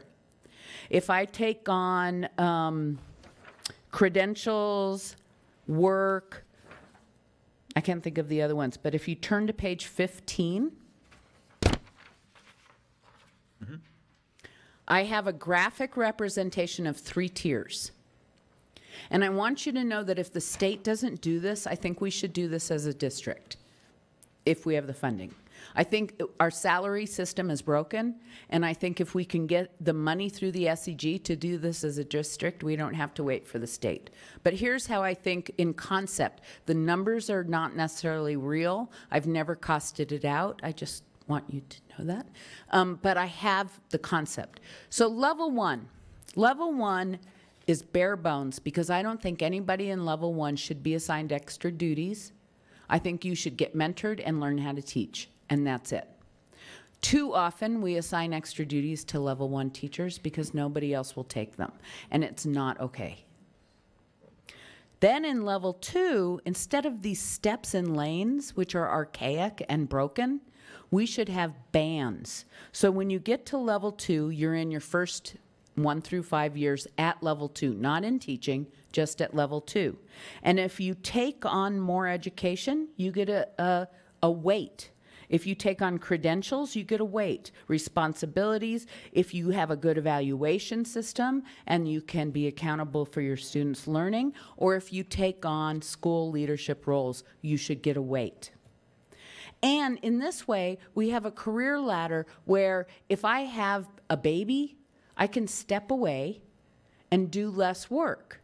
If I'm currently, my kids are going to college and I'm ready to step it up in my career, I can take on more and do more work. But I have the flexibility within my career to be the architect of what my pay looks like beyond my base pay.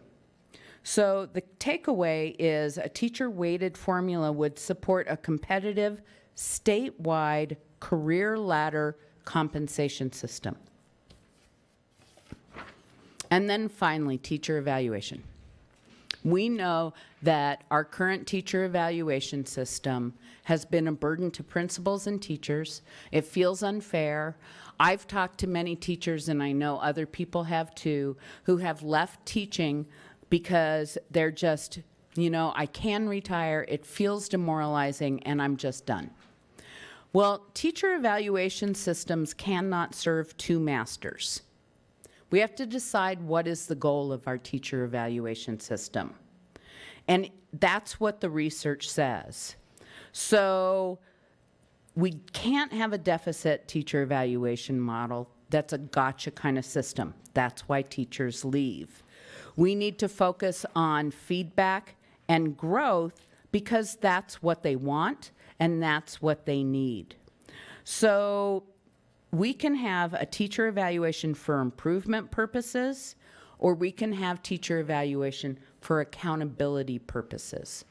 I think there's a lot of accountability in a lot of the structures of school, and I think we need to do that through appropriate supervision. Teachers are accountable. I want teachers to be accountable. They want to be accountable, but I don't think that's what this system should do. I think it should be for improvement purposes, and that means we need to have feedback, really meaningful feedback. One of the things that we did when we had a bill that actually passed the legislature but was vetoed is we recommended that teachers have a cycle like we used to have of summative and formative evaluation. So when I'm past my probationary years, I should have a summative evaluation every 3 years. That way, every principal at the school is giving formative feedback every year to every teacher and summative feedback to a third of the teachers, which cuts the workload of these yearly evaluations. And I don't know how many principals are in the room, but I think the yearly, every single staff evaluation is killing principals. And I don't speak for them, but I think it should be doable. And once you have passed probation, you should rely on the formative feedback. There are a lot of teacher evaluation systems out there. We're going to propose a new idea for this legislative session, but I think we can have something that is doable and rich and helps teachers with their teaching and gets away from this gotcha system. So that is a synopsis of the research and what I'm hoping we can continue to have a conversation about. Thank you. Thank you. Great information. I'm going to open it up to the board members, and if I could, let's not expositor our own thoughts. Let's ask questions. Let's see if we can get more clarification about what this is about, so that we can actually make some reasonable progress through this. Okay? Because there's lots of information here, lots of questions, lots of thoughts. But I don't want to be here forever, because I want to, make sure that we're actually able to get clarification on what's really being proposed here. So, with that, I'm probably not gonna win, but that's okay. I just gave a suggestion. So let me just open it up, and I'll go back and forth, and whoever would like to go first, and we'll just raise your hand. And Board Member Armijo, you raised your hand. Well, you raised your pencil, or whatever you did. Incredible information, just a wealth of information here. I appreciate the systemic approach. It's incredibly important, not just for APS, but for our state. My question, without any opinion, is how long has the mandate been unfunded? Has it truly been unfunded since 2008? I would have to look it up. Here's my memory. Oh, forget it. No, I have a good memory. Okay, here's my memory. When I started in 2000, 2001, it was $900,000. And we worked with the LESC, and we worked to get the amount up, and we got $1.5 million, at some point $2 million. 2008, it got wiped out. We had some allies who worked to put it back and got it at $1.5 million. It was lost.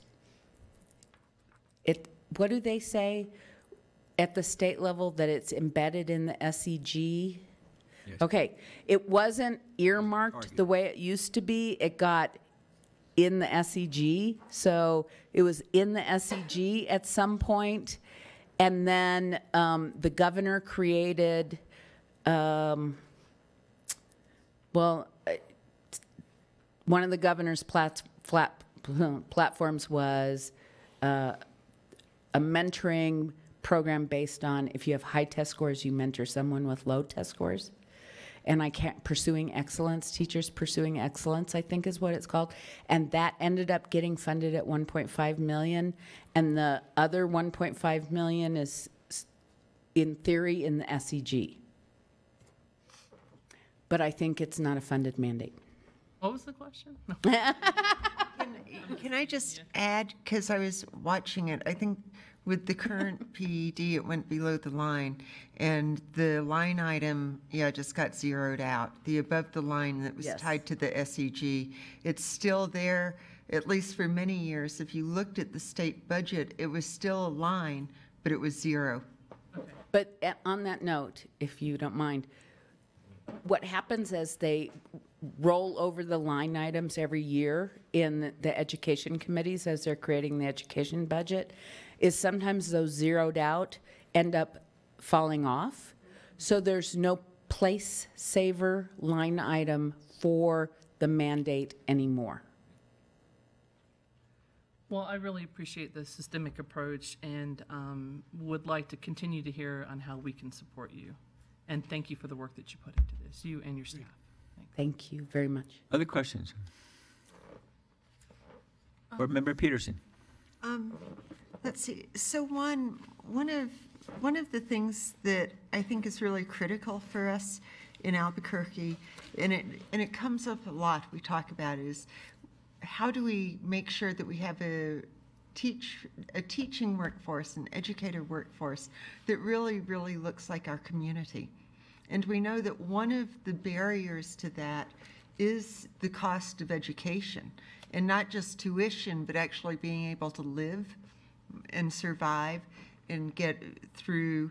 So I guess I'd like to hear just a little bit more of expounding how would this really serve to make sure that all of the potential teachers that we need in the classroom see that as see their own pathway into that.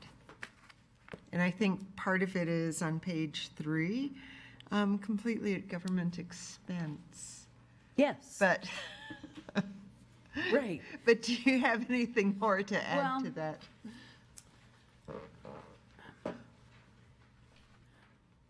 This is a long view.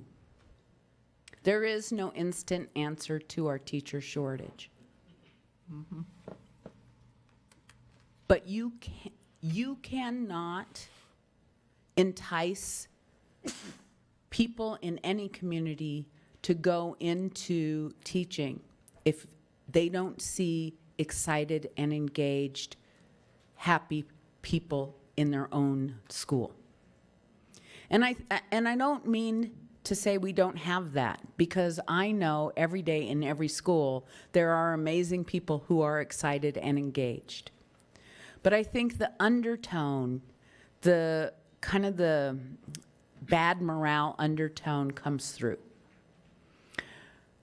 So I think it starts with Educators Rising. I went to Future Teachers of America. That's what it used to be. It starts with having that in the high schools, because I can tell you the high school teachers, I think you guys have met them, that are Educator Rising teachers are incredible role models who model that for the kids in their school. But think about where the schools are right now, Manzano and El Dorado and Atrisco Heritage. So think about engaging every student at every high school, in every community, in the possibility that teaching is for them.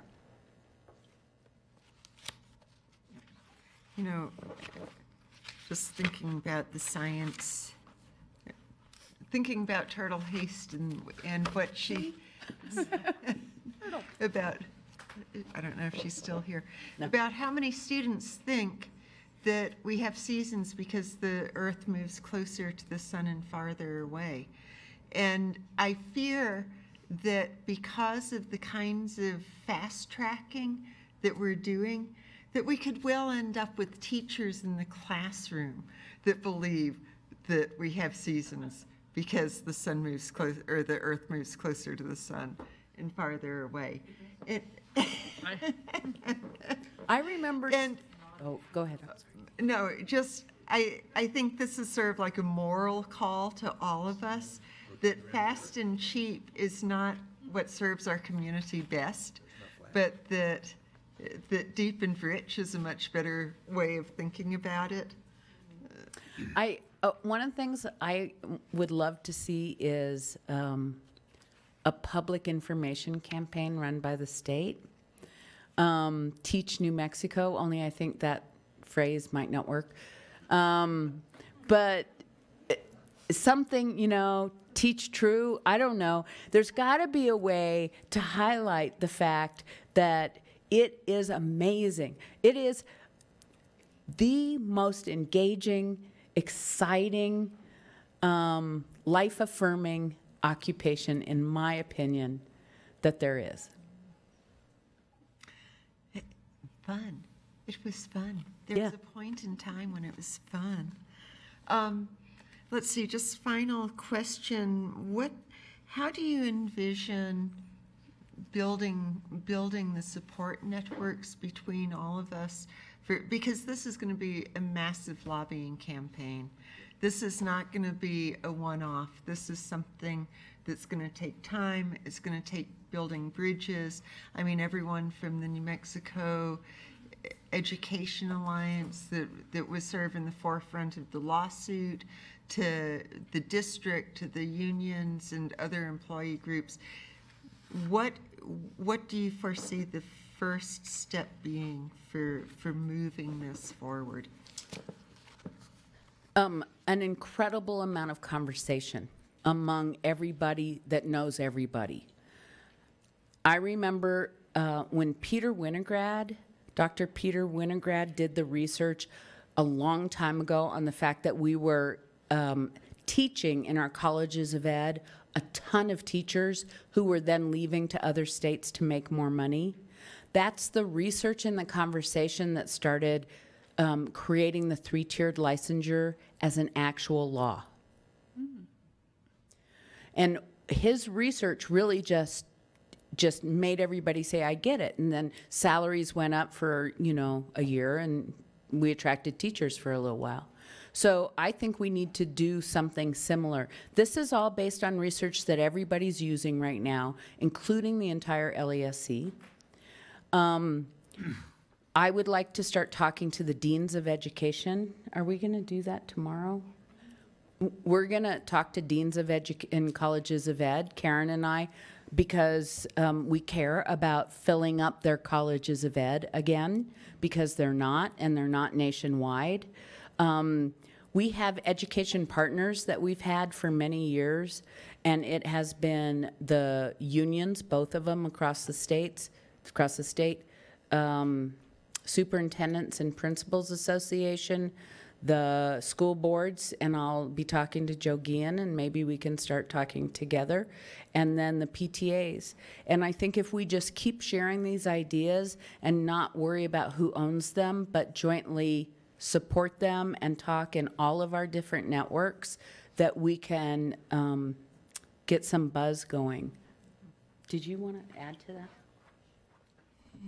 Thank you, President Piercy, Dr. Piercy, board member, Superintendent Raquel. I just wanted to add that as part of this conversation and the continuum that we've been working on jointly with the union and the district, we also are requesting some budget for the upcoming year in order to sustain the Albuquerque Teachers Residency Program. And we've worked with UNM, by Flores from UNM, and in our last meeting last week, we talked about how can we sustain this next year. perhaps we split the cost. UNM covers the cost of the faculty members because they want to sustain that. It does add to the numbers in their student prep program, 25 more students. And then we cover the cost of the stipends for the student residents and the master teachers.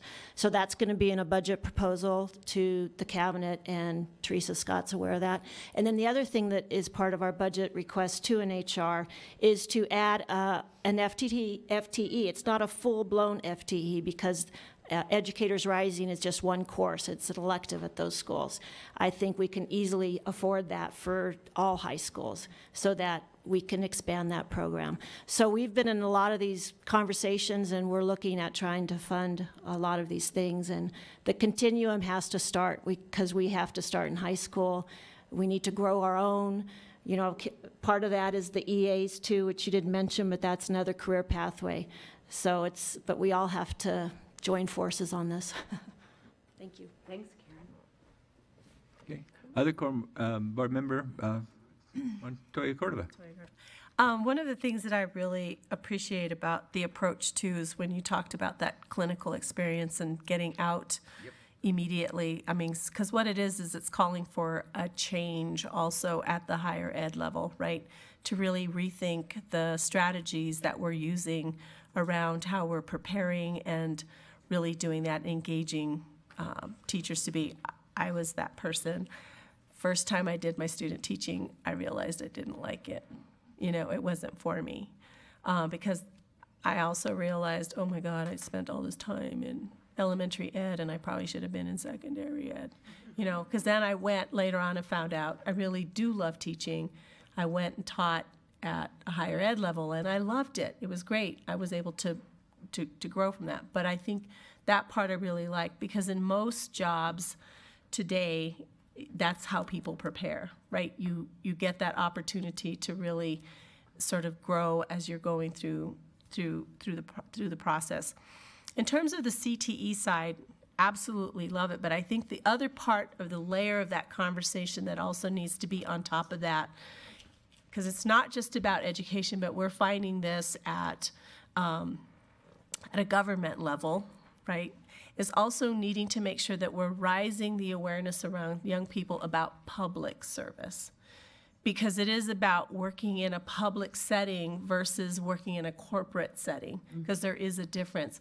We're having that problem with young people that want to do IT, but are not thinking about IT in a public setting, because the whole technology piece when you're working in a public setting also means a different kind of salary. It means a different kind of piece, but we're trying to piece it together with saying you're also serving your community. It's about a public service that you're giving back, and you're also helping to sustain communities, and you're sustaining those pieces. So I would want to see that part added.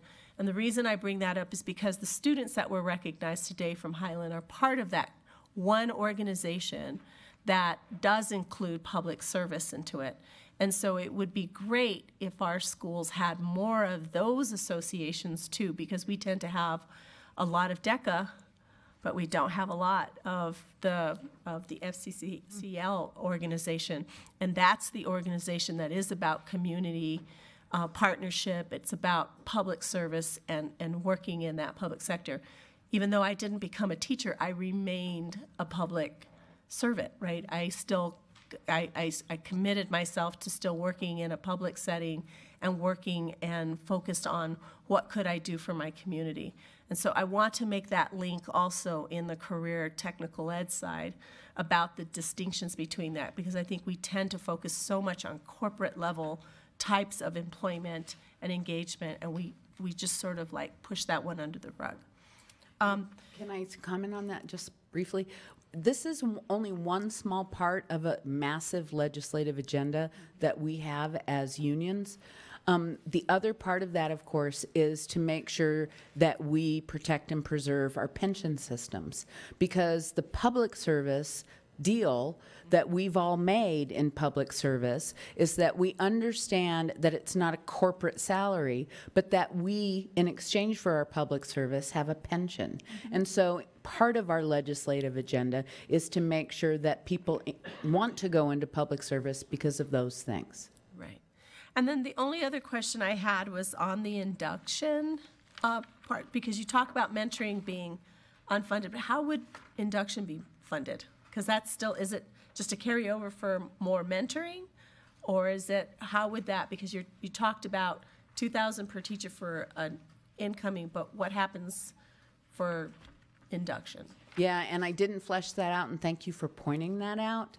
My assumption is it would be similar, only far fewer teachers. Okay. I think our experience in the mentor program is if we're mentoring 600 new teachers a year, there are 100 to 200 teachers who would probably voluntarily want more support. So it would be scaled back.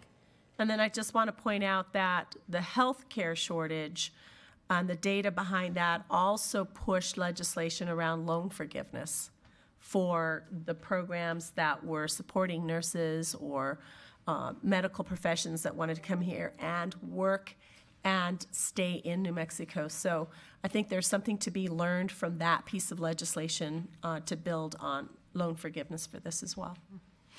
I agree. Very nice. Other Board Member Garcia.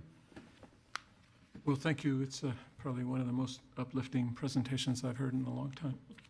Gives me hope. Because you're systemic and you researched to make a good argument. You certainly have me sold. I'm curious, though. I can hear all this and be excited and forward-looking, and then I read in the newspaper that John Arthur Smith says, yeah, everybody wants a lot of money and blah, blah, blah.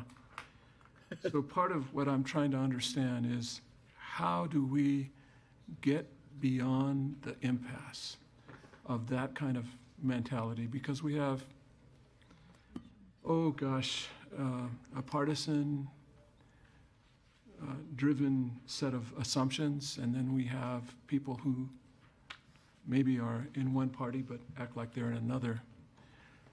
And you know, I feel very, very frustrated over, you know, the amount of angst, the amount of just horrible, horrible things that are passing for political dialogue these days. I think what we need from you are what, you know, an analysis somehow is what's the dollar amount needed per district to make this happen. I think we need to know what's the dollar amount needed for teachers in terms of stipends. We have to be very practical. I think there's an opportunity to braid systems here. Perhaps the Department of Labor could actually invest in teachers as opposed to doing what they usually do. No offense, Yolanda. What seems like they do is they help start up businesses and others that have potential for technology that gets exploited elsewhere. You know, I'd like to know from you, what are the 3 things we need to do next? You know, if you could just summarize them or guess at them. I know it's not fair to ask you like that, but I don't feel like I want to walk away from here with, you know, feeling great, but not really having a practical answer. Board Member Garcia, I am so optimistic.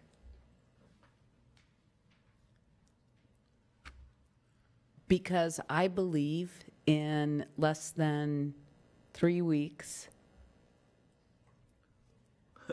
this election is going to matter so much. I invite you all. We're having an early vote rally on Saturday. Our national president, Randy Weingarten, is flying into town. We're going to park and ride over at the Mercado on Central and San Pedro. We've hired some people, some public school bus drivers, to drive us in school buses down to Wilson Mid School.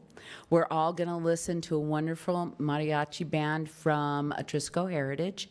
We're going to enjoy and rally, and then we're going to walk down. We're going to block off San Pedro and walk down to the early vote center at the Mercado and cast our early votes. I have 5 teachers running for office. They have a very good chance of winning. Not I personally, but there are 5 teachers running for office. I think they have a very good chance of winning. I think we're going to see more allies, and the conversations that I have listened to, it's like I believe this tiny little square space in the rest of the political atmosphere we're in is going to be a good place to be, the square called New Mexico. Bless you. Thank you. I really believe that. And I think the first step of 3 steps is to vote. The second step is to keep these conversations going about what it's going to take to revitalize our public education system that is currently demoralized.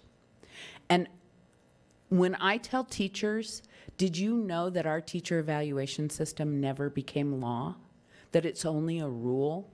And that in January, the new governor will appoint a new Secretary of Education who can change that rule? Or we can get a new law passed? They don't even believe me. Yeah. You may never be evaluated according to test scores ever again. Oh, really?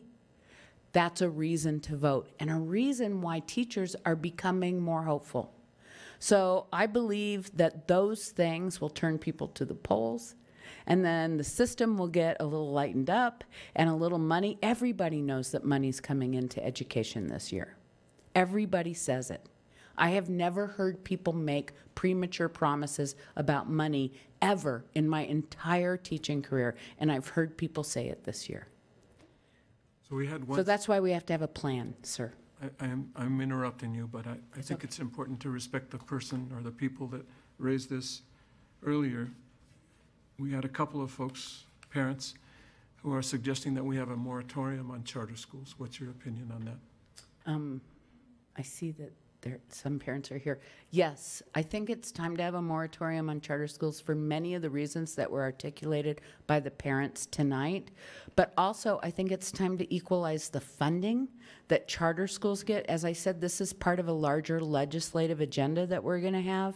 I think if charter schools are expected to function like public schools, they should be funded like public schools.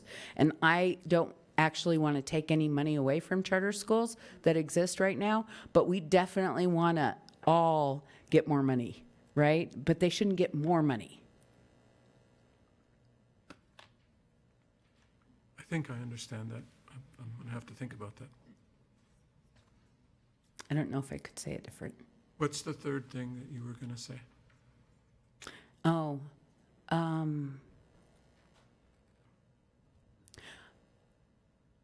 I think engagement and accountability. That's all I know to say. It's we, as a culture, don't engage in the kind of civic dialogue that holds our elected officials accountable. So once we've engaged in voting, we can't stop that engagement. There needs to be discourse. And I think the discourse about what does it take to ensure that little kids like me in 4th grade want to become a teacher. It's because they're having such, who was it said the other day that every kid comes home from school and plays school until all of a sudden, what do you want to be when you grow up? And then it's not a teacher. I mean, there's got to be a way to continue that enthusiasm, and that's part of the dialogue that we need to keep going and holding our public officials accountable for supportive policy. It's not just money, it's policy. I don't know. I made those up, but I think voting is the first step. I just wanted to hear. Thank you. Sure. Board Member Patterson. All right. Thank you for the optimism and the report. Very optimistic. I like your optimism on this. You know, I recall doing student teaching way back in the 70s. And I realized that I could not make a living doing that.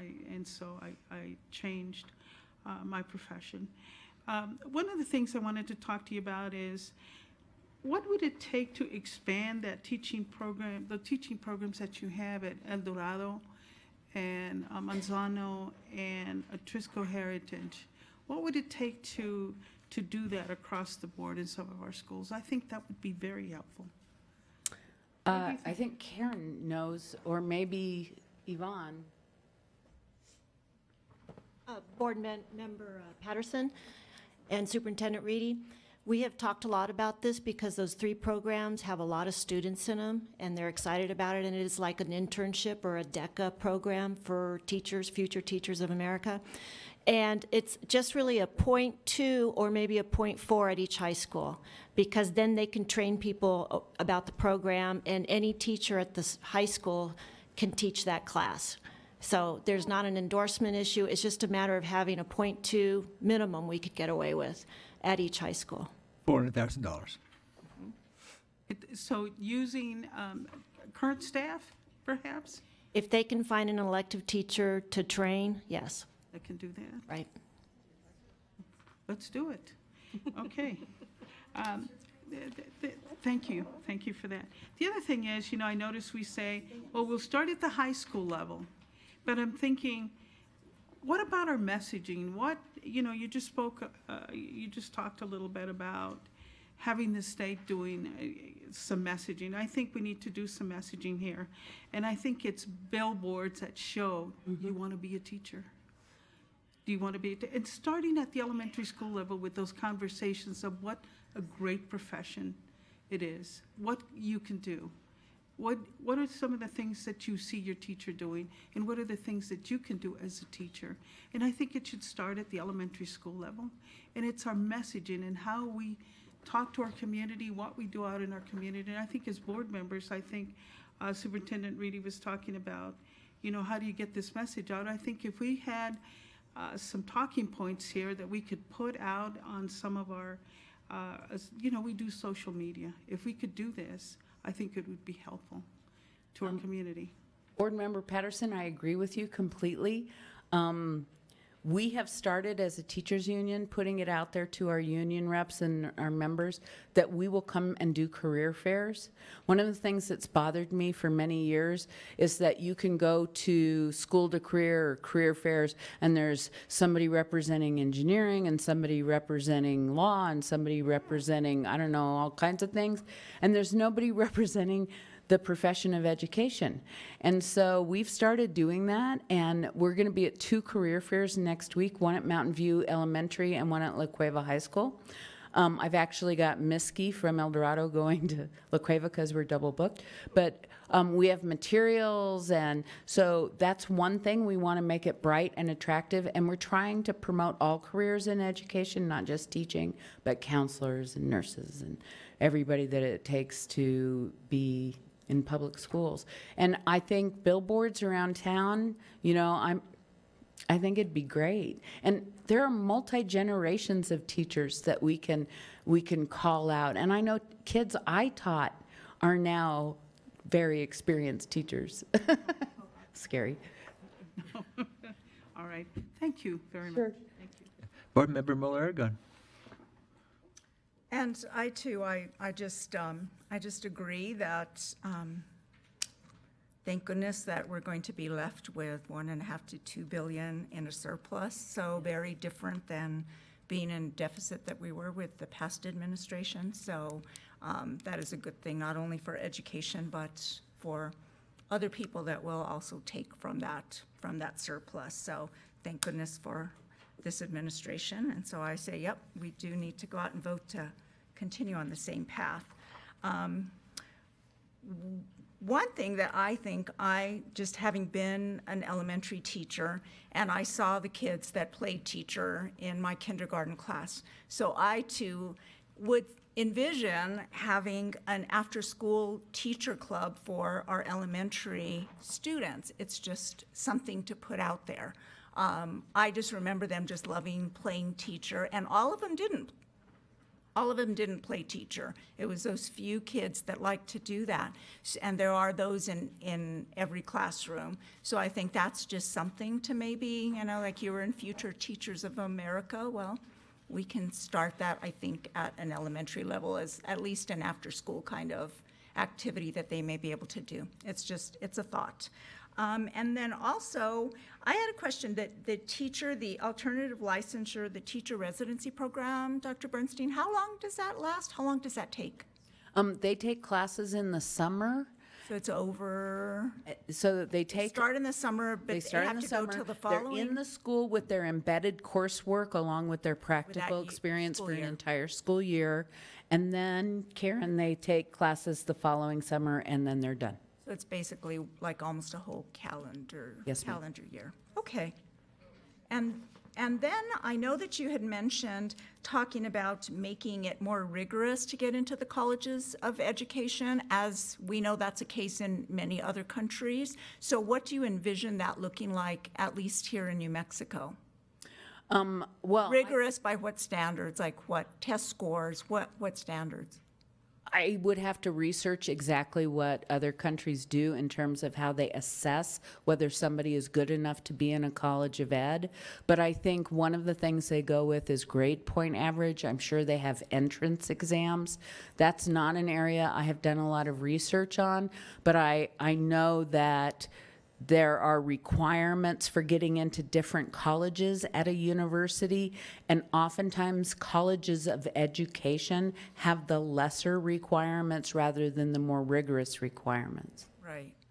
That's what I've seen. So that would be interesting research if you have time. You know, I know you probably don't, but I think it's important to kind of look at what other countries do, because I think that's an important thing to do. In my opinion, teaching is the best profession ever. So that's just what I think. I mean, you touch the future every single solitary day, so I think it's a great one. The other thing I know that you had talked about, the alternative licensures, that they are like substandard. Why do you think that? Currently, you can get an alternative license to be a teacher without any clinical experience. Is that here in New Mexico? In New Mexico. So without any clinical experience and very little coursework, I think the requirement is a couple of reading classes. And so we basically, the research is really clear on alternative licensure that is a shortcut rather than just a different way to get licensed. And what happens is a lot of times we go after like retired mathematicians and scientists at the labs to fill our math and science high school courses. And what the people report in the research is that their image of what it would be like to be a teacher and the reality were so different, and that knowing your content is not enough. You have to also know the content of how to teach. And they report often after they leave after a year or two that they feel bad they did a disservice to the kids that they taught because they really didn't understand what it took to teach. And so what we want to do in America is say that it takes really smart people. And what Linda Darling Hammond says is you have to be smart in two ways: content knowledge and pedagogical knowledge, and that one without the other does not make a good teacher. Okay, I mean, so I just probably maybe differ a little bit with you there, but when we're looking at maybe high school children, and then we're looking at college level children, and we see professors that are able to teach, and they didn't go through student teaching, they didn't go through any of that.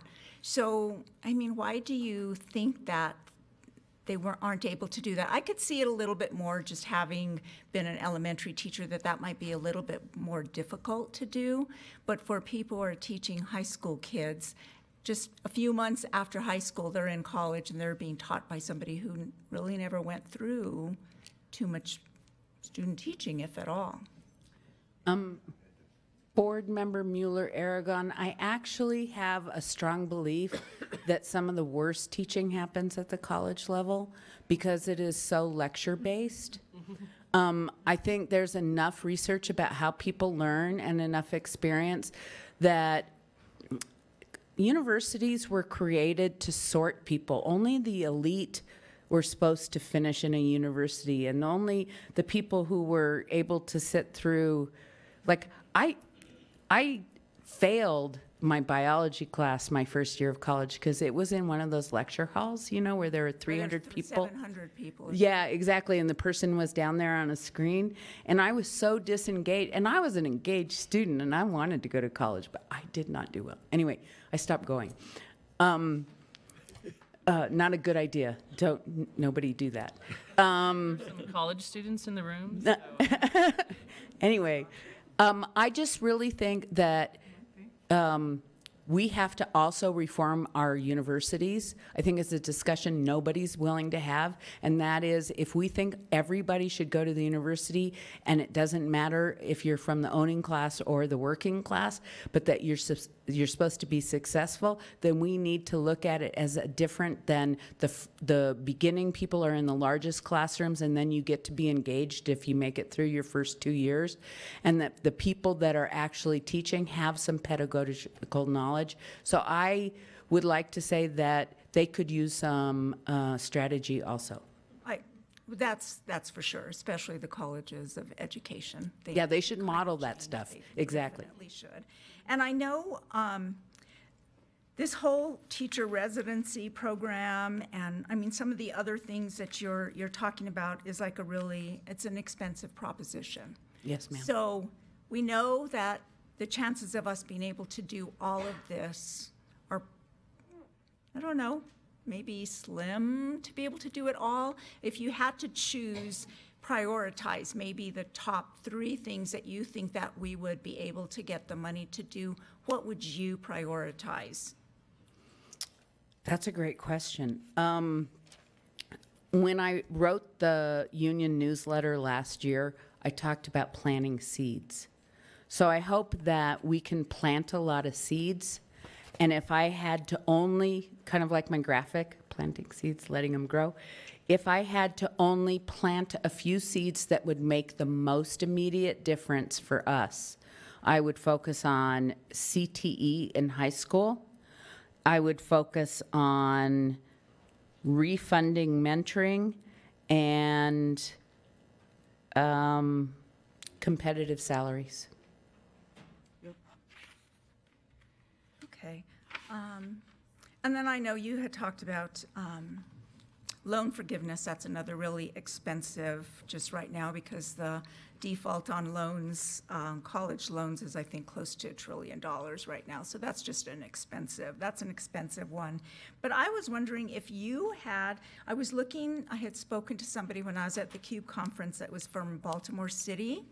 And I was wondering if you had looked at their, they replaced their pay scale with a career ladder, and it looked really amazing because they have like four different levels.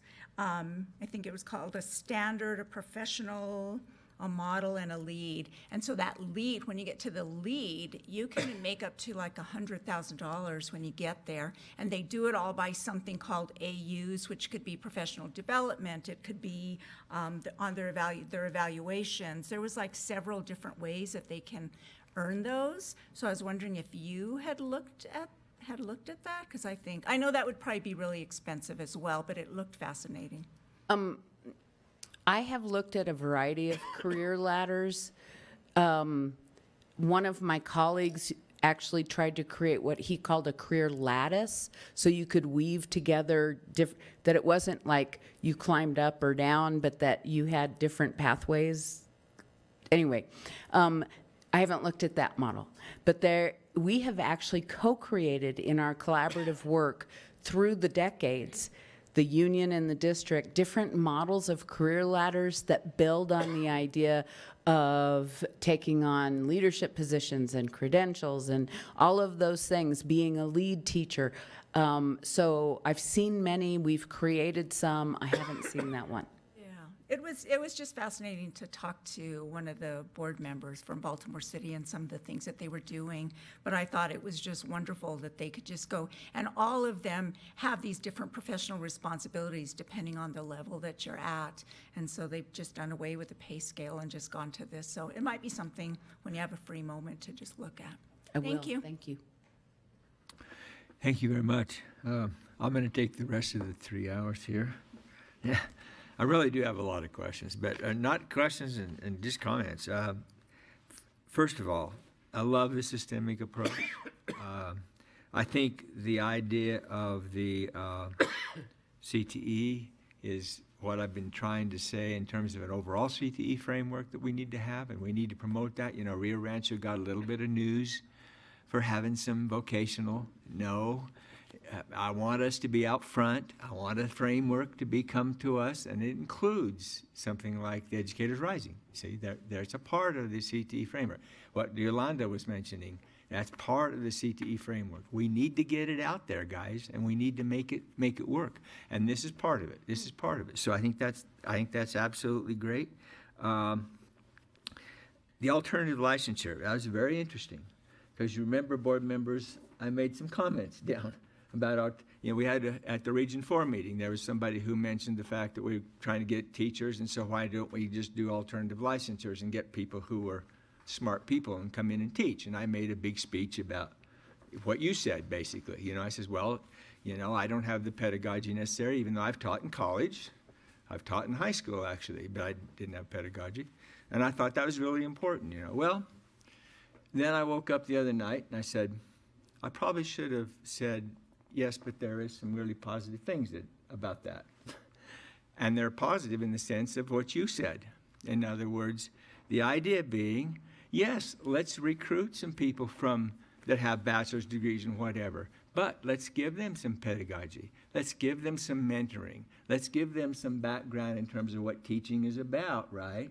So that we can actually, and not necessarily a total education program, but very specifically to their topic and how you handle classrooms and so forth, the pedagogy, and we could have recruiting that way. So I wish I could go back and say that to my Region 4 people, because I kind of made it a negative when in reality I probably should have said, now, let me tell you why this is a good idea, right?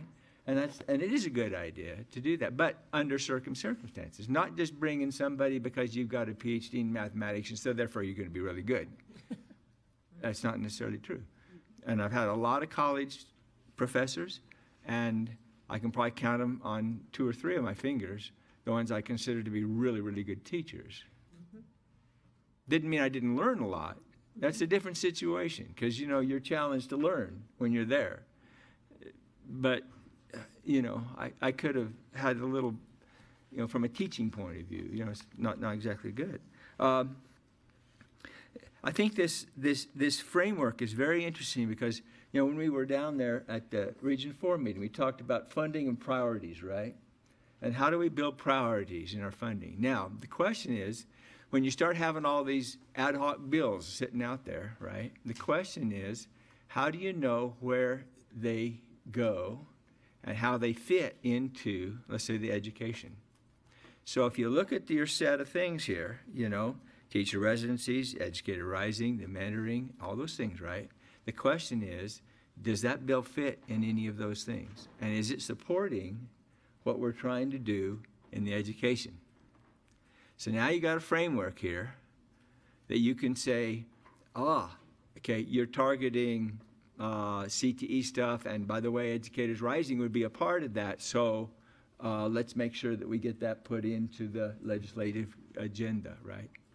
And so I think we have a way to look at the whole system from a framework kind of point of view. I like that. I think, again, I don't, so to some extent, I mean, you talked about a teacher-weighted model. I thought that was very interesting. But I will question your idea of evaluation. The reason I say, you know, you mentioned evaluation having like every 3 years a summative and all this. Well, that kind of supposes the fact that I've got common principal, common teachers at the same school, kind of, because I get a kind of a common, then I get a continuous kind of a thing. And I don't get that. I really don't have that. Teachers move around, principals move around, and so it's just like our students. That's why That's why the growth stuff and everything else and on trying to measure student proficiencies and growth and school grades is a problem, right? Because they move around. And it's a problem with individual schools, right?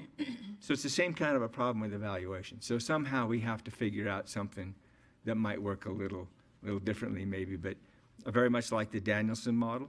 I like it as it is, not as it's modified, right? That's why we have people doing research, you know?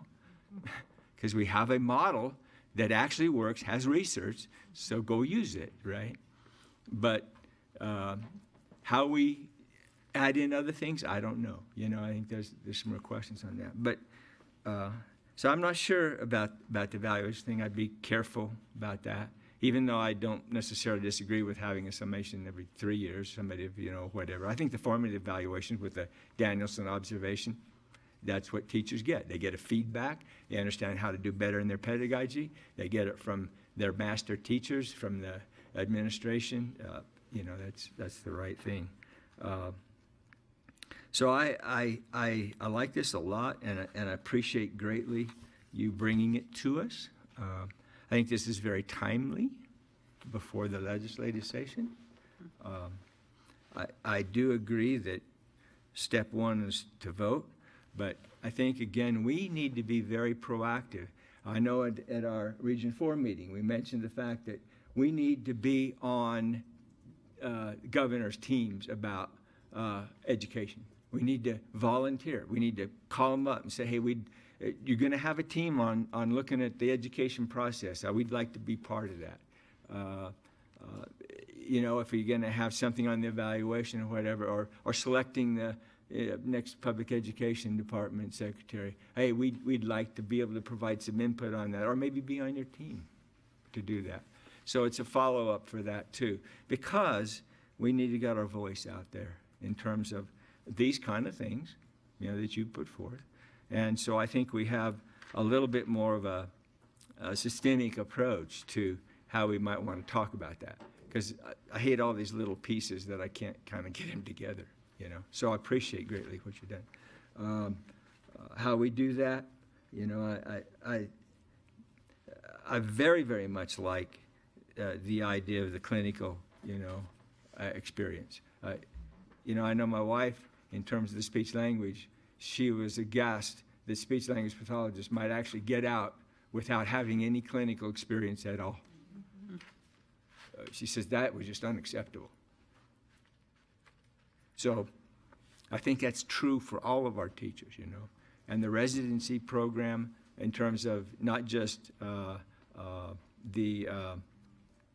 getting people into it, you know, like mathematicians and so forth, but from the teacher preparation program that we've got with UNM, you know, that says, hey, I'm going to bring you in as juniors, let's say, and have them mentored with a master teacher so they get some experience. And like Yolanda says, maybe they don't like it. You know, maybe they don't waste all their time in college and get out with a degree and they say, I don't like this, you know. So they get a little bit. Can I say something on that Sure. real quick? I think it's going to be important for us to figure out, if we do Educators Rising, how to have some structure at local universities so that they can continue the interest in their first, second, and then into their clinical experience years. Because we don't want to lose that interest and enthusiasm because everybody has to take English 101. You know, they have to be, there's got to be a way to help them through that time and stay connected. Yeah, I agree, and I think, again, that other piece of it is not just here, working here with you know, Educators Rising, and we got our own, we're growing our own. No, we've got to work with the universities. It's got to be both of these collaborations so that we have this system that's working for us, right? Not just we build it and we get enthusiasm and they go to university and there's no enthusiasm and there's no organization and they don't, you know, that's not going to work. Now, our students go other places. You know what I mean? It's not just UNM and Eastern and New Mexico State. They go to a lot of other universities, right? Well, how do we do that? How do we get other universities out there understanding what we're trying to do here? You know what I mean? Well, that's a big problem, you know, probably can't solve it all, but yeah, I agree completely with that. I think that's wonderful. So, good stuff.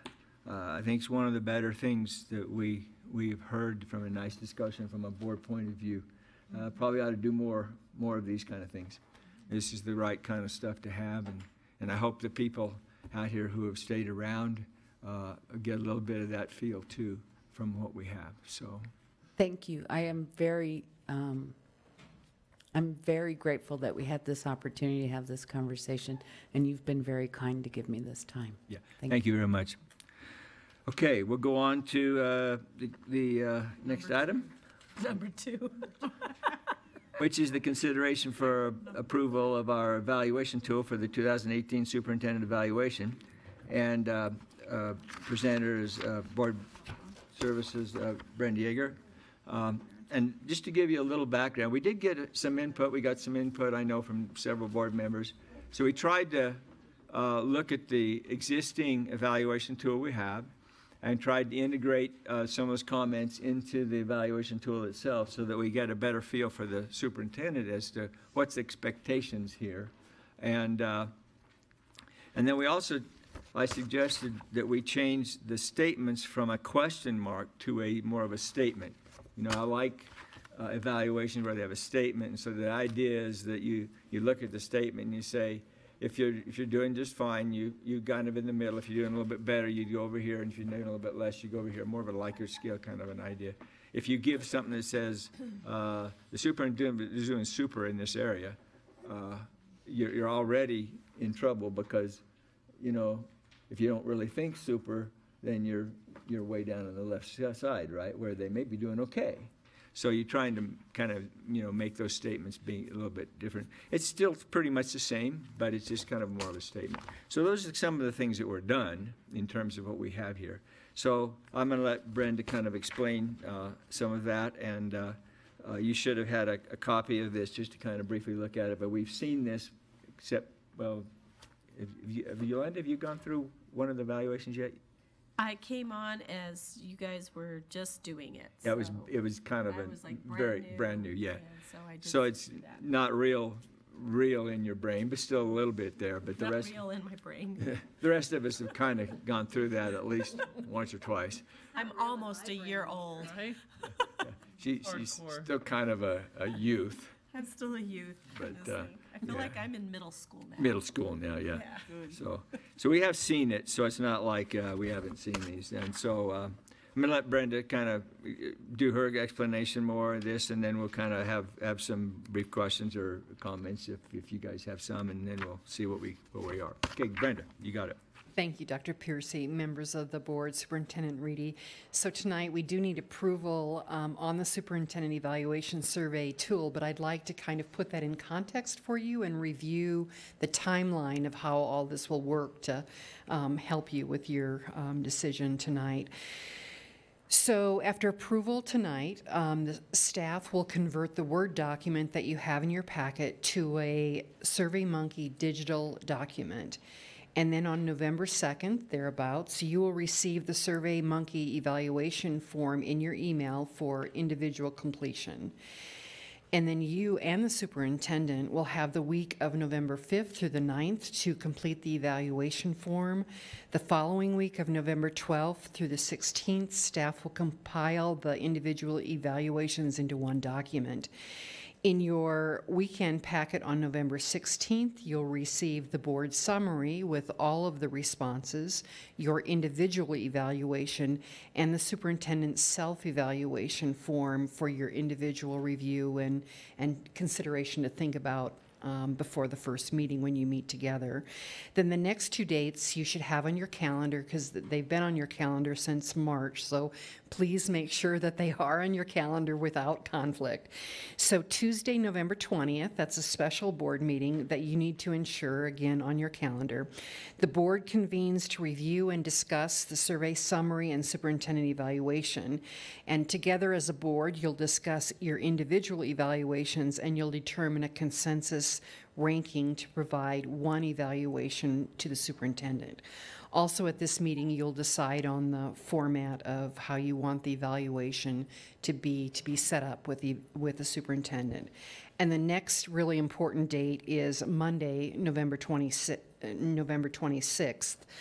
The board at that date and at that meeting will meet with the superintendent to discuss the evaluation and provide written results from the evaluation form to her. Then your regular meeting on December 5th is when you'll review the superintendent's contract. So that brings us back to tonight, to the evaluation survey tool.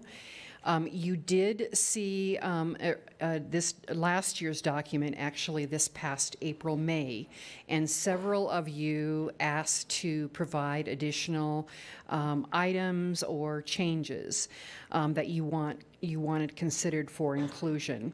So without doubling the length of the document that you're voting on tonight, we did include many of those additions and changes in some sort of format. So with that, I ask for your conversation and your approval of the superintendent evaluation survey tool tonight. Thank you. I did note, I think you said December 20th. I think you meant November 20th. Yes, November 20th. Yeah. November So 20th and November 26th. Yeah, are the just two to dates, get sorry. those dates kind of straightened out. Yeah. December 20th is my birthday, so you could do it then. No, November 20 and November 26th. Yeah, okay. Yeah, okay, Board Member Armijo. Just a quick comment, and I have reviewed it multiple times, very familiar with it, but the one thing that kind of stood out, and the Bandelier parents brought this up a few weeks ago, is specific to engaging APS families. We have sections in here that talk about engaging the Albuquerque community and energizing the APS community. Do you feel like, as a board, that specifically engaging APS families is covered enough in the evaluation? Without, it doesn't actually come out and say that, you know. Well, it's the community. Right. Which is, families are included in the community. But I think, again, one of the things that the superintendent may want to consider are the comments that have been heard from here. Like, for example, do we need to form a parent advisory committee or not? You know, I mean, those are things that I think the superintendent may come back to us if that's appropriate. Now, we can ask for that, of course, but... And I think it's important to know everything that's already in place around engaging APS families, so we don't always, you know, what we learned last week was really important about that group, but the APS Families Connect group. Yeah. So, I mean, I think it would be... There are a lot of things that are being done. Right. So the question is, how do we, you know, sometimes I think, again, we have some community members, and the question is, do they understand what we're doing either? You know, I mean, sometimes I think that's not understood well. Mm-hmm. So, yeah, that's a question. If you don't want to change this and call it out specifically, as long as Superintendent Reedy retains it and reports out on it, then perhaps it can be covered under engaging the Albuquerque community, or it can be covered under energizing the APS community. Mm-hmm. If we don't want to make changes tonight, but I want to really hear about how are we engaging our APS families. Yeah, and normally that does come out of that whole area. Yeah. You know what I mean? Because we're talking about the community, so the question is, well, what are all the communities? What are we talking about here? Because the families and the parents, how do we message parents? You know, what are we doing technologically, as well as, you know, from community meetings and all those kind of things that we have quite frequently. It does come out. So if you feel like it's covered, I'm cool with moving forward. But. And I think, again, when we talk about this in our discussions, we can always ask that question. You know what I mean? There's nothing there. The question is do we want to micro those things? Because now we maybe should ask something about, well, how about the business community, and how about the, you know, so we could start into many different multiple questions underneath that, which is part of it. You know, I want to know how engaging with the business communities, you know, because how do our community schools work? Community schools are supposed to work in terms of working with the families and so forth, right? Isn't that one of the mechanisms we have for doing that, right? So all those things are part of that same question, right? So, So we'll just remember to ask it then. yeah, you know, I think it's okay. Although again, you know, if everybody here says, I want to know if we're going to have a parent advisory committee, I guess we could ask that question. But we're always welcome to ask that question anyway, you know. There are a lot of questions here. I know there are. You know what I mean? Yeah, a ton of questions, you know, whereas we might want to just say, how are we doing? You know? I think, Elizabeth, what you're kind of talking about and what a lot of schools do, and they have, a lot of districts have a ton of questions. They have like 60, 70 questions. But what they put in them when we were at the CUBE conference is they put a rubric. So it may say, has this many parent committees, or that would be meet expectations. Doesn't meet expectations, there's only one community forum or whatever. So that's what they do to address what you're talking about. So it's as many questions, it just has a rubric for each question that would talk to what you're talking about. Board Member Peterson. I mean, I think we could make this way more complex, but would it get us where we want to be? And it seems like it's in the conversation. I mean, the most meaningful part, I believe, of any evaluation is in the conversation that goes on. And so it's not that's not absolutely a critical, important question, but I think it comes up adequately in the conversation that we carry on. Dr. Piercy? Yeah, Board Member Garcia. You know, this is a tricky subject for me. I recall going to a number of Title I events where what passes for family engagement is kind of a call out for parents to come and be in a meeting where they get sort of information bombarded on them. And I don't see that as family engagement. I think we have to have a definition for what successful family engagement is, what it could be, and how do we know that there are opportunities for families to be engaged. And perhaps it's not appropriate to add that into this discussion, but I think I have to thank the parents that have come forward and said, look, this hasn't worked for us.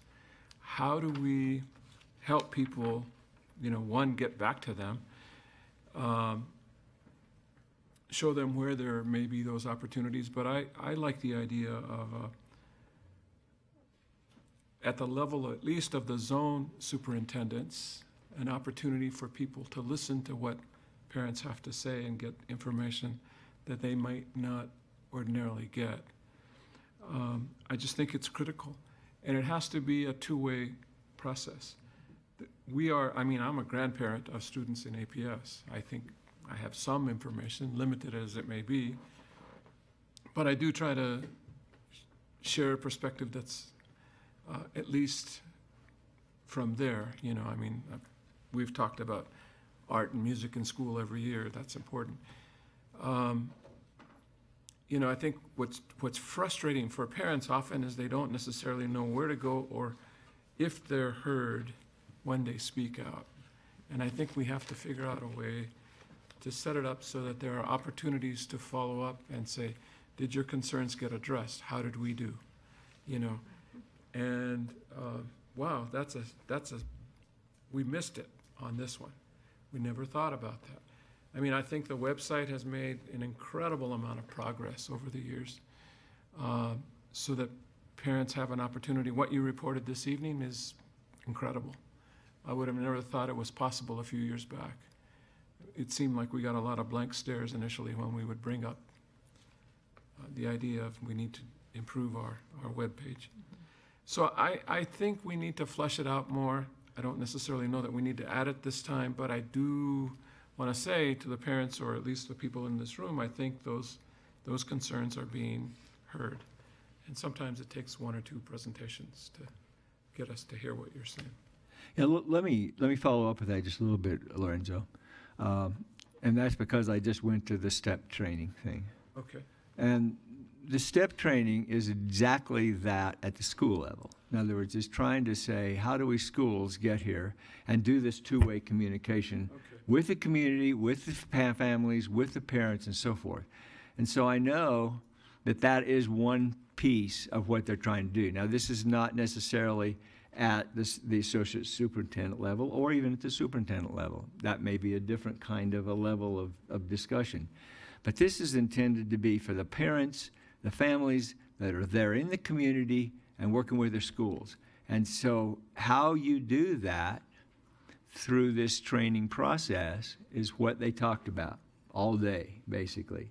And they had teams from the different schools that came and said, okay, how are we going to work this? What's our action plan? What are we going to do to actually implement this? And I thought it was a very, very good systemic kind of approach, with every school now being able to do their own tailoring of that, so to speak, okay? So that's a school level aspect, okay? Now, Shamila has a little different perspective, I think, from having a larger perspective at, let's say, the district level. In other words, what are we doing across and so forth? And that's another level of potential, okay? So I don't know that it's a disagreement that we might not have both of those kind of things. But I do believe at the school level is where you're going to have the most direct impact and coordination with the parents and with the families and with the community that's in that school. That's going to be where you're going to find the most use, because they're there at the school, right? And they want to know what should I do and how do I connect and who do I talk to and all that. And that's what they're going to get that information is from that school. They can come to the district, but a lot of times, you know, now they have to work their way back down to the school and where are you and what exactly is the concern, and you know, so it kind of it gets, and that's why I think we have this delay all the time, because they're trying to get back down to, well, where are you at the school? So if we can get that at the school for most of the time, I think that's going to be a better approach. But that's something that we can hear about. You know, I mean, I almost didn't go. You know how it is. You know, I got it on my calendar, and it's a whole day, and oh my gosh, you know. And so I went, and I was just observing. I just listened, you know. And they were very appreciative that I was there, but in reality, I learned a lot just by being there, you know, because I said, okay, if you can do that across the schools, and they've got, I don't know, 70-some schools that they're, 75 schools that they're working on this. So there are things that are going on, is what I'm saying, you see, and sometimes we don't even know all about that. I know some of the board members have already been to that. I think, I think you went there, Candy. And, I did. I don't know, maybe. Anyway, a couple have been there besides just me, and so I think those are some interesting things. But anyway, let me go on and get other people involved here. Board Member Peterson, yes. Well, since this was going to be my public comment, but I mean my board member comment, but since we're launching into this I have done that too. I was conversation going to now, do all this in my comments, but I won't have any comments anymore. That'll be good. I think the hard thing that because we do know, because we have a lot of information, there's a lot that we want to share. Lots of times and I'm saying this partly as a guilty party of doing this as well, that our community engagement means us talking at parents and talking at families instead of listening. And it's in figuring out how do we convey information that's important information, but still listen. And I think it's something that principals at the school level have a hard time with, teachers have a hard, I mean, it's how do we do that shift? And I think there are structures that we can use, and the community school councils are part of it. And I missed STEP this year. I think it can be that. Again, I think lots of times it's easy to fall into us talking at people instead of listening. So it's a struggle, and we need to get feedback. I mean, the only way to really fix it is to listen to the feedback that we get. But I do think that it's really important to have, I mean, we have the Super SAC. We need access. We need families to have access to the superintendent. I mean, I think we have, an amazing superintendent who knows how to listen to people, who knows how to connect with people, and we have no structure set up for that engagement to go on. And the zones, I think from an administrative level, has been really good. I mean, I think that principals, when I talk to especially principals, they feel like, okay, there's a real pathway to connect and take care of administrative stuff. It hasn't been a pathway for the community to have that kind of input. And I just think there's no reason why we can't have the superintendent accessible to the community for conversation, because it's something that I think the superintendent does really well.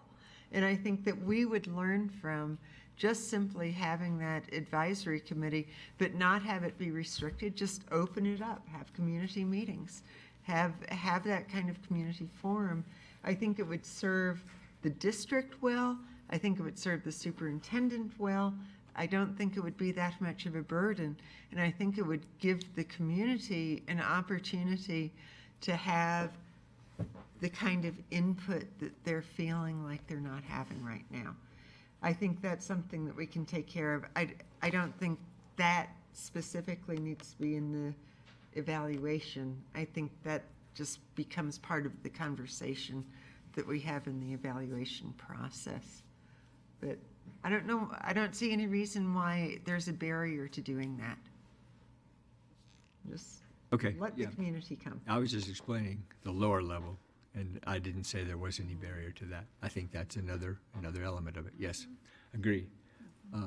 Other comments related to the evaluation itself that we might either add or change or not change, or, you know. I mean, what I would like, Dr. Piercy, is after just thinking about it and going to one of the sessions about superintendent evaluations, that what is maybe a 3 to me is not the same thing how I see it. We even see that with movie star, with stars for movies that, oh, it got a 5, and then you go and you're like, oh, that was awful. Or it got a 1 and you're like, that was fantastic. So I just think that if we had, and I know it's a lot of work, but if we had some kind of rubric that said a 1 means, doesn't encourage high standards, like maybe the 5 stars does everything and renews and remodel, models, high expectations. Like if we had a rubric, then I would know, because I definitely know that I don't think a 3, what you think is a 3 and I think is a 3 are definitely not going to be the same thing. So I think a rubric would be very helpful. Well, I think it'd be difficult to have a rubric for every one of these questions. Yeah, and they do, because I did look at some schools that had, I counted a couple of districts that had 70 questions, and they had a rubric they had a rubric for every question. Well, so that would just be very helpful. Yeah. It would be helpful. Well, let me give you an idea. The idea we have in measurement, which I have done a lot with, is rather than create a rubric for every single one, what you create is what's called a Likert scale. And the Likert scale says if you're agree with a statement that's there, basically, you sit in the middle. If you think they're doing better than that, you go to the right. If you think you're doing less than that, you go to the left. And that's how you do that. So every one of these is, now, it's very difficult. Don't get me wrong. It's difficult to write a question that is neutral in the middle. It's difficult. And that's what I tried to do with Brenda a little bit, to take the words that are adjective words out of there and adverb words out of there, and just say, for example, the first one says, superintendent places student success as the top priority for communication, communicates this to others. So if she's doing that, basically as stated, she's 3. If she's doing a little bit better than that, in other words, some more of a priority than normal maybe, you maybe go up 1. If you think it's less than that, you go down 1. So that's where you start in these. And that's kind of the way I think it's easier to do this process than trying to create this rubric for everything, which is also questionable, because what you're doing is you're assigning what a 1 means. And you may say, well, I don't agree with that. That's not what a 1 means, or what 2 means, or 3 means. So You know, we use those words, like 1 means didn't do anything, 2 means did a little, 3 means pretty good. Well, that's all you're doing is identifying words to go with a Likert scale. That's all you're really doing. And so, generally speaking, I don't even like a 5-point scale, to tell you the truth. I like a 4-point scale, which says you can't be in the middle. I don't allow you to be in the middle. You either say they're doing well or they're not doing so well. So you have to go on either side. Statisticians don't like that too well because they love this 5-point, 7-point, 11-point, you know. Right? Right, Richard? Right, Richard? But, yeah, and I had a big argument with, big argument with my Air Force community generals and everything when I wanted a 4-point scale for the evaluation of supportability, software supportability. And I told them why I wanted this. They didn't like this. I said, well, I'm the one doing it. So, anyway, but the point being is that, you know, I think it's easier for me to think that way than it is for me to try to interpret every single rubric. I have trouble with rubrics sometimes because of that. I says, well, you know, I can interpret that a lot of ways. And if I look at the observation rubric and the Danielson, I can interpret those dadgum things a little bit differently almost every time. Probably differently than you teachers would do too.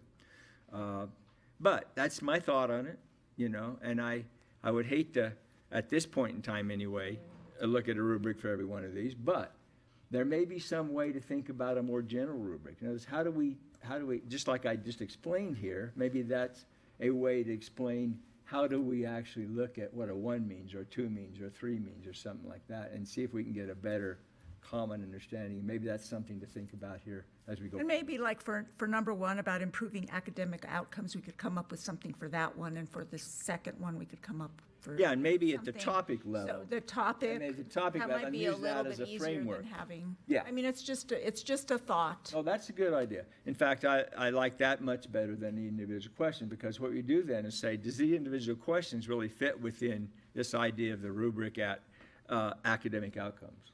For example, what is it we mean by academic outcomes? And if we think that we're doing well or not so well, what does that really mean? And yeah, that's not a bad idea at all. I think that's a decent idea. Yeah. So that's maybe something that we could even think about, and maybe the superintendent has some ideas about that, you know. Because I think, again, that's the general thing. What questions are is trying to explain to you what you think you mean by academic outcomes. That's all questions are, right? Right. And if we haven't included all the right questions, then what we have is a top-level topic that we have some questions that reflect some aspect of it, but maybe not all the aspect of it. And so sometimes it's even easier to ask the top question alone. And if you want a correlation kinds of things, what you do is you say, let me just answer the question at the top from a 1 to 5, right? And then let me look at all the individual ones, and then let me see if the scatter plot of those agrees with what I said at the top. If it doesn't, then I'm missing something. See? If I don't agree that all the questions and all the scatter plot of all the answers I give you down here in the lower level questions don't agree with what I said at the top level. In other words, if I look at the top level and says, what does the superintendent do to improve academic outcomes? Let me just think about that in general. Would I give her a 4 or a 3 or a 2 or a 5, or what would I give her? And I give her a number. And then I go and I do all the questions, and I look at a scatter plot of that, and I see where it looks, and by scatter plot, I mean I'm not averaging. I say this again and again. These are just numbers that represent a range. They are not real numbers. I could use anything from low, medium, high. I could use things that are not numbers. So don't average them, but put them on a scatter plot, and let me see where where it kind of lies, right? And if that where it lies mostly is agrees with what I say at the top, now I have a basic correlation that says the questions pretty much represent what I mean by the top level. Yeah. And that's kind of how that works in terms of a measurement kind of concept, in terms of evaluation. And that may be something that we can think about too. In other words, would I say what I think should be the top level number, and then let me do all the questions. And then, because mostly these 6 topics are what they use across the country, and some of them just use those 6 Just questions. those 6 questions. And in reality, when we do the summary of it, what we do is we look at the summary and we do averages, which is not quite right. I'd rather do modes or something, you know. In other words, how many above, how many below, that kind of a thing, right? I'd rather do that than to do an average.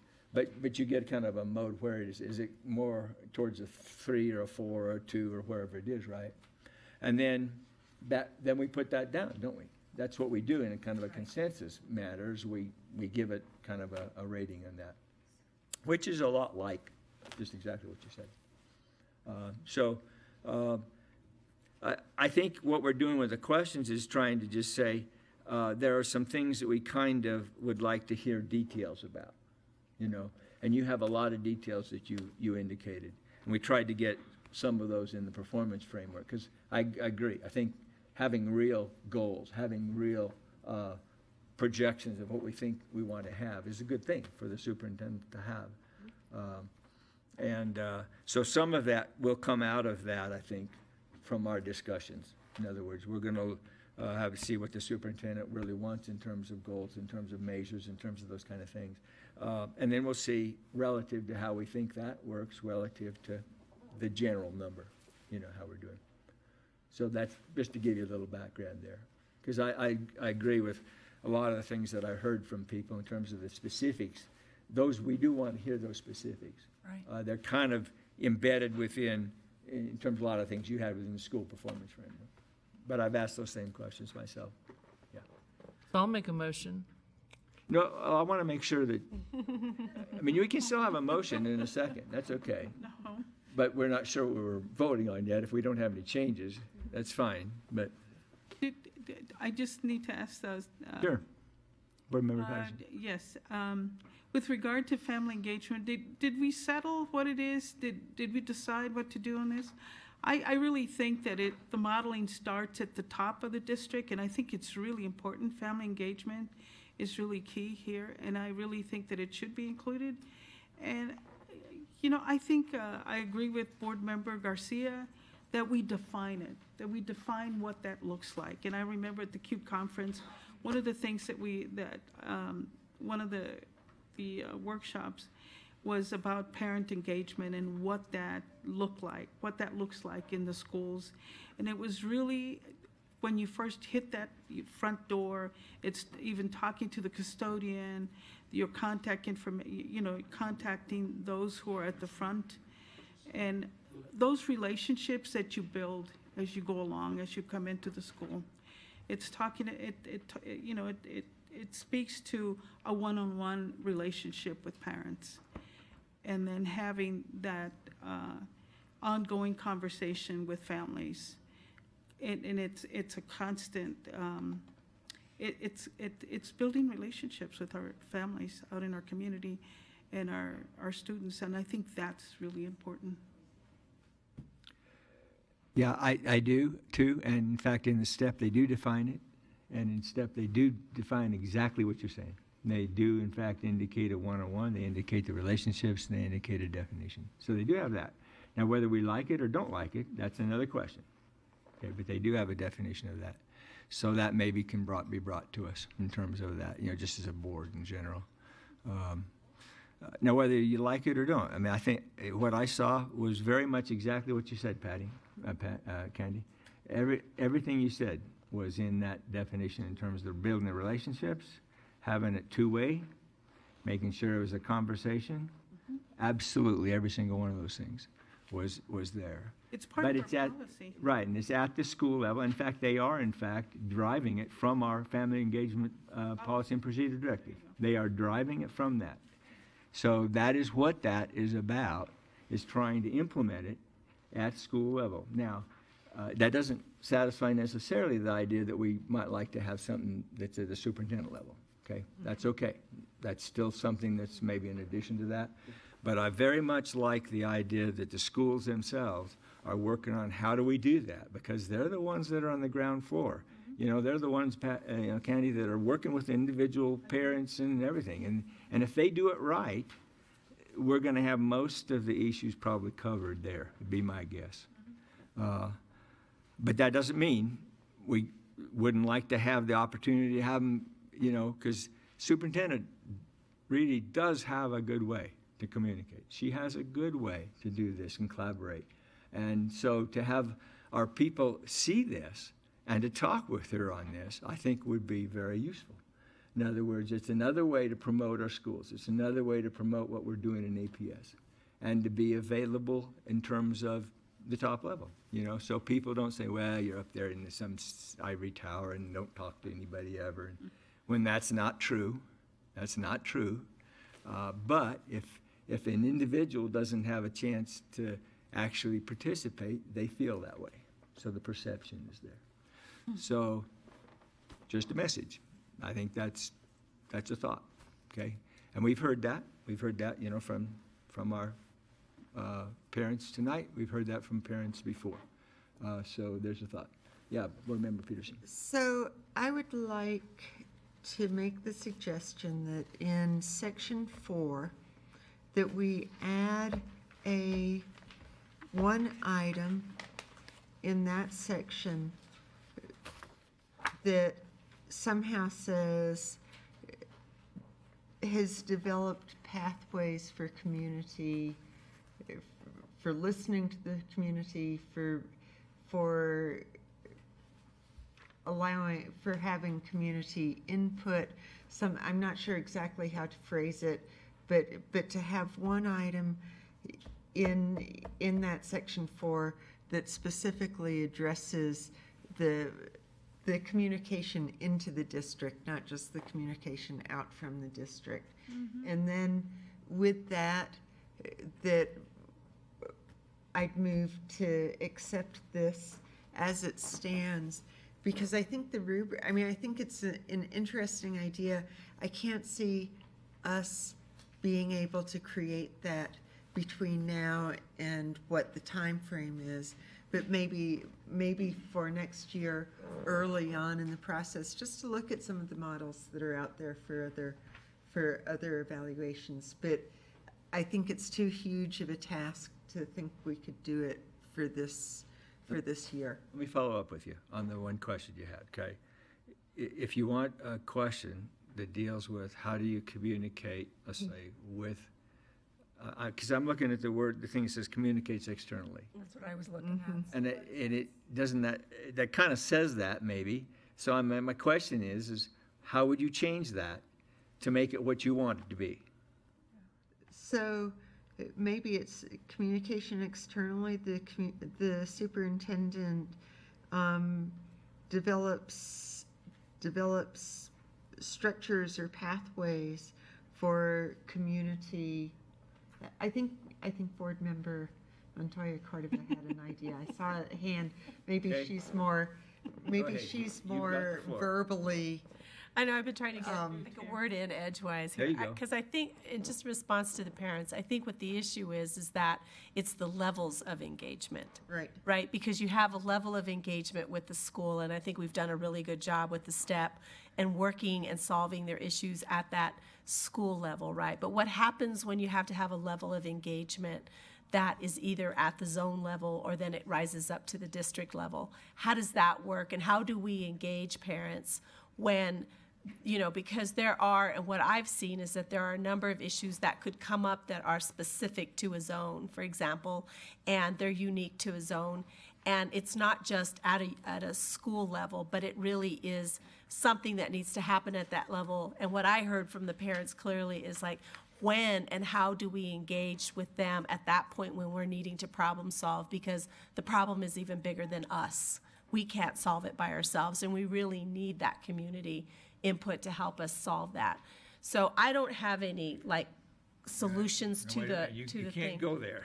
See, you can't give me a big explanation of this, and then but wait, so let me give me wording. But what I'm saying is that what I wanted to say was that I see this simply as our tool to start that conversation and that evaluation, because I think that that part would come out. So if I was doing this evaluation and I'm looking at that external piece, then my comments would be back to what I just said. Yes, we have parent engagement, we have a STEP program, and we're good at the school level, but what is our level of engagement? And maybe that's where the improvement needs to be. How about the word engages? With the idea that engages means what the definition is down here in this STEP thing, which is a two-way kind of thing. In other words, communicates is kind of more like, You're talking I'm down. sending you things. Engages means, how do we engage with them, right? So kind of like what I said 30 minutes ago. Exactly. Thank you. Because I was trying to say I agree with Elizabeth, who started this process. So do you have the verbiage? I did 30 minutes ago. It just says the superintendent engages with external school district constituents and members of the public. Engages. Engage, not communicate. No, engages. Is that okay? Yes, yes. Engages. And how about and develop structures and pathways for?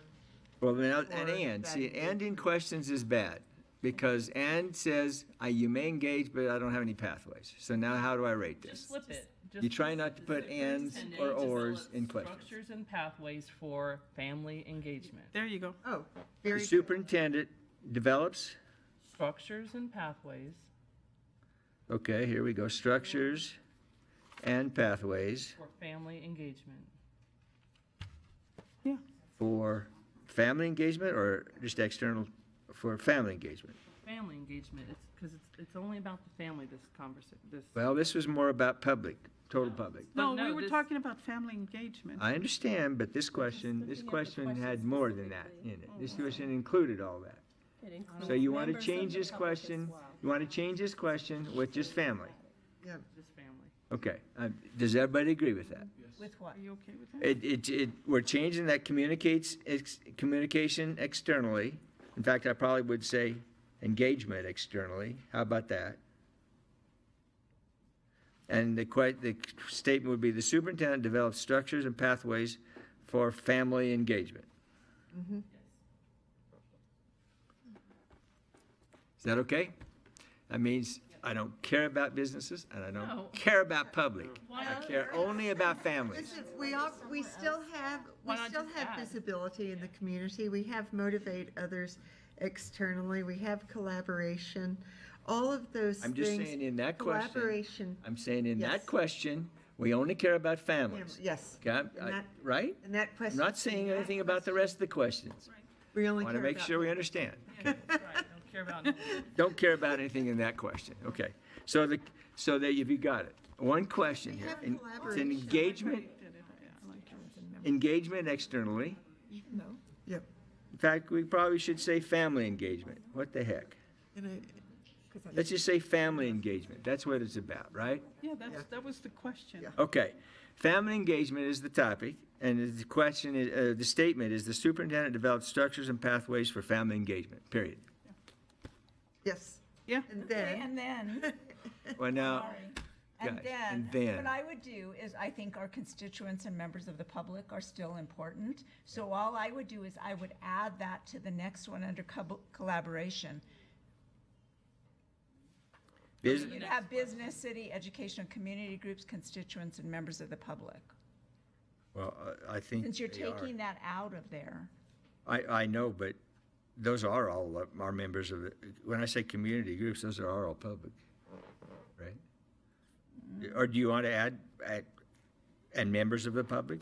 I mean, How do you think, Barbara? I think that's fine. Members of the public would, because you do have Could include- pretty much everybody could else in include that everyone. collaboration, uh-huh, okay? yep. I'd like to make a motion. Okay, I'd like to second that one. I just have one, just one. Board question. Member Patterson. Yeah, I just have a question. Moving away from family engagement. Okay. I just, when we talk about the opportunity gap, I believe the lawsuit, the Yazzie Martinez lawsuit addresses the achievement gap. Should we not align ourselves with that kind of language instead of using the opportunity gap? Shouldn't this be achievement gap? On the school performance framework, you mean? Yes. I just see it here. I just saw it. Yeah, it's called the opportunity gap.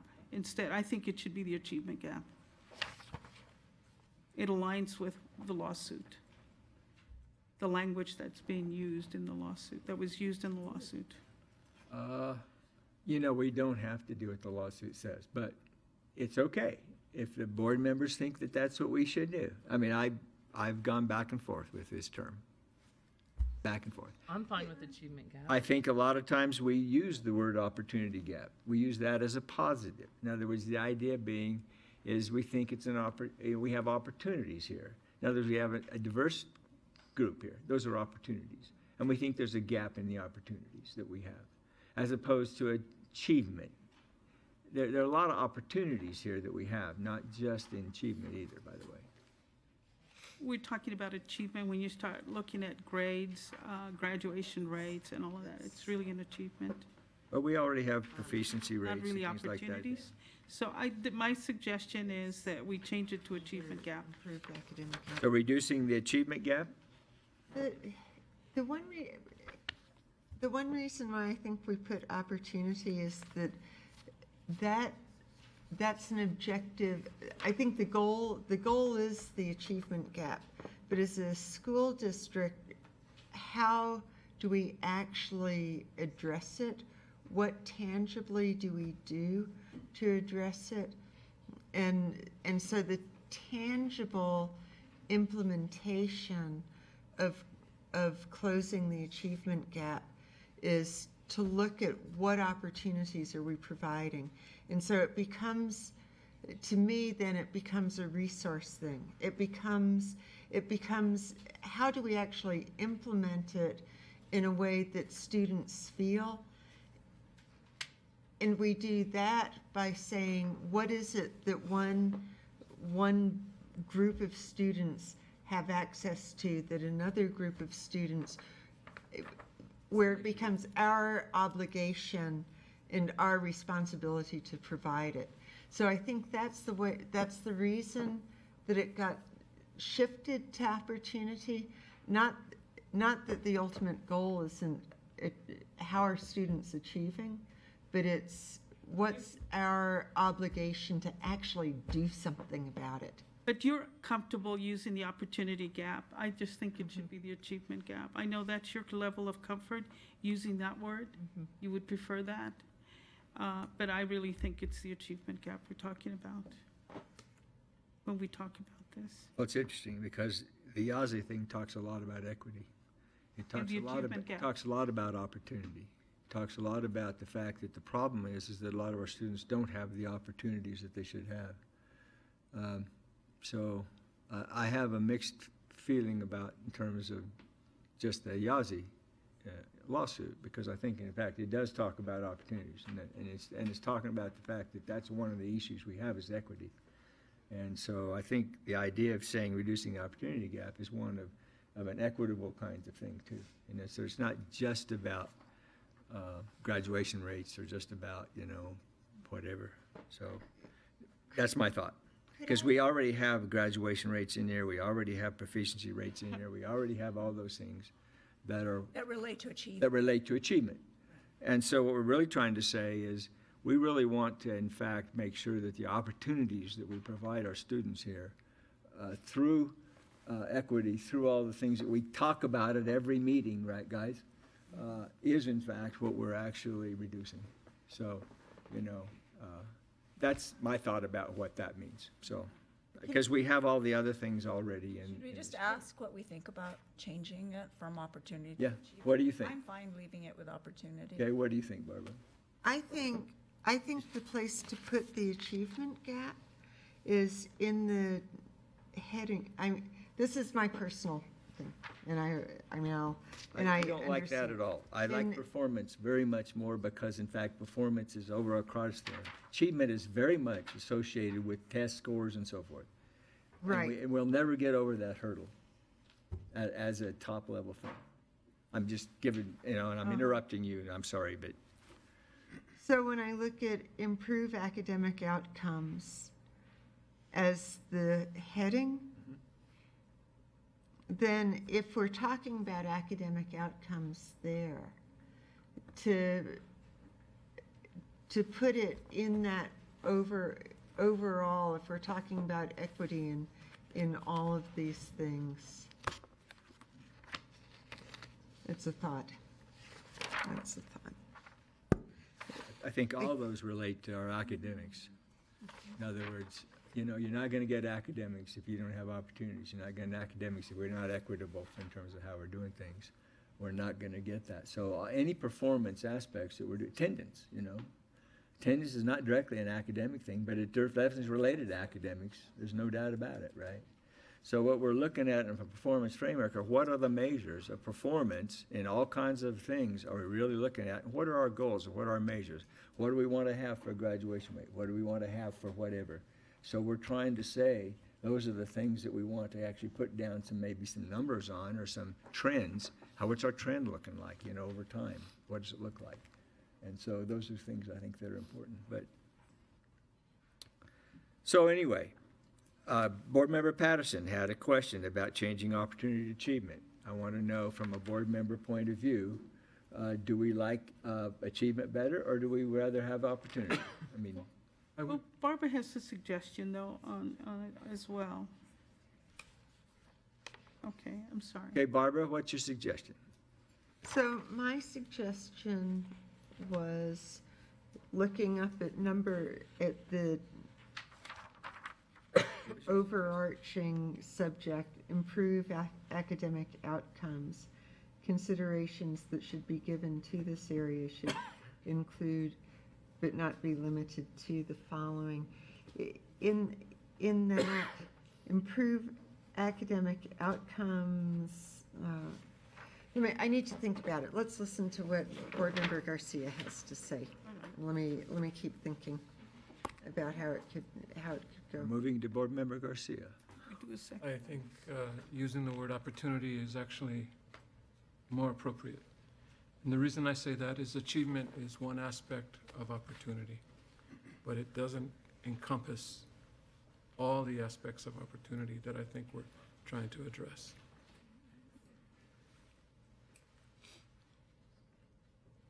Board Member Peterson.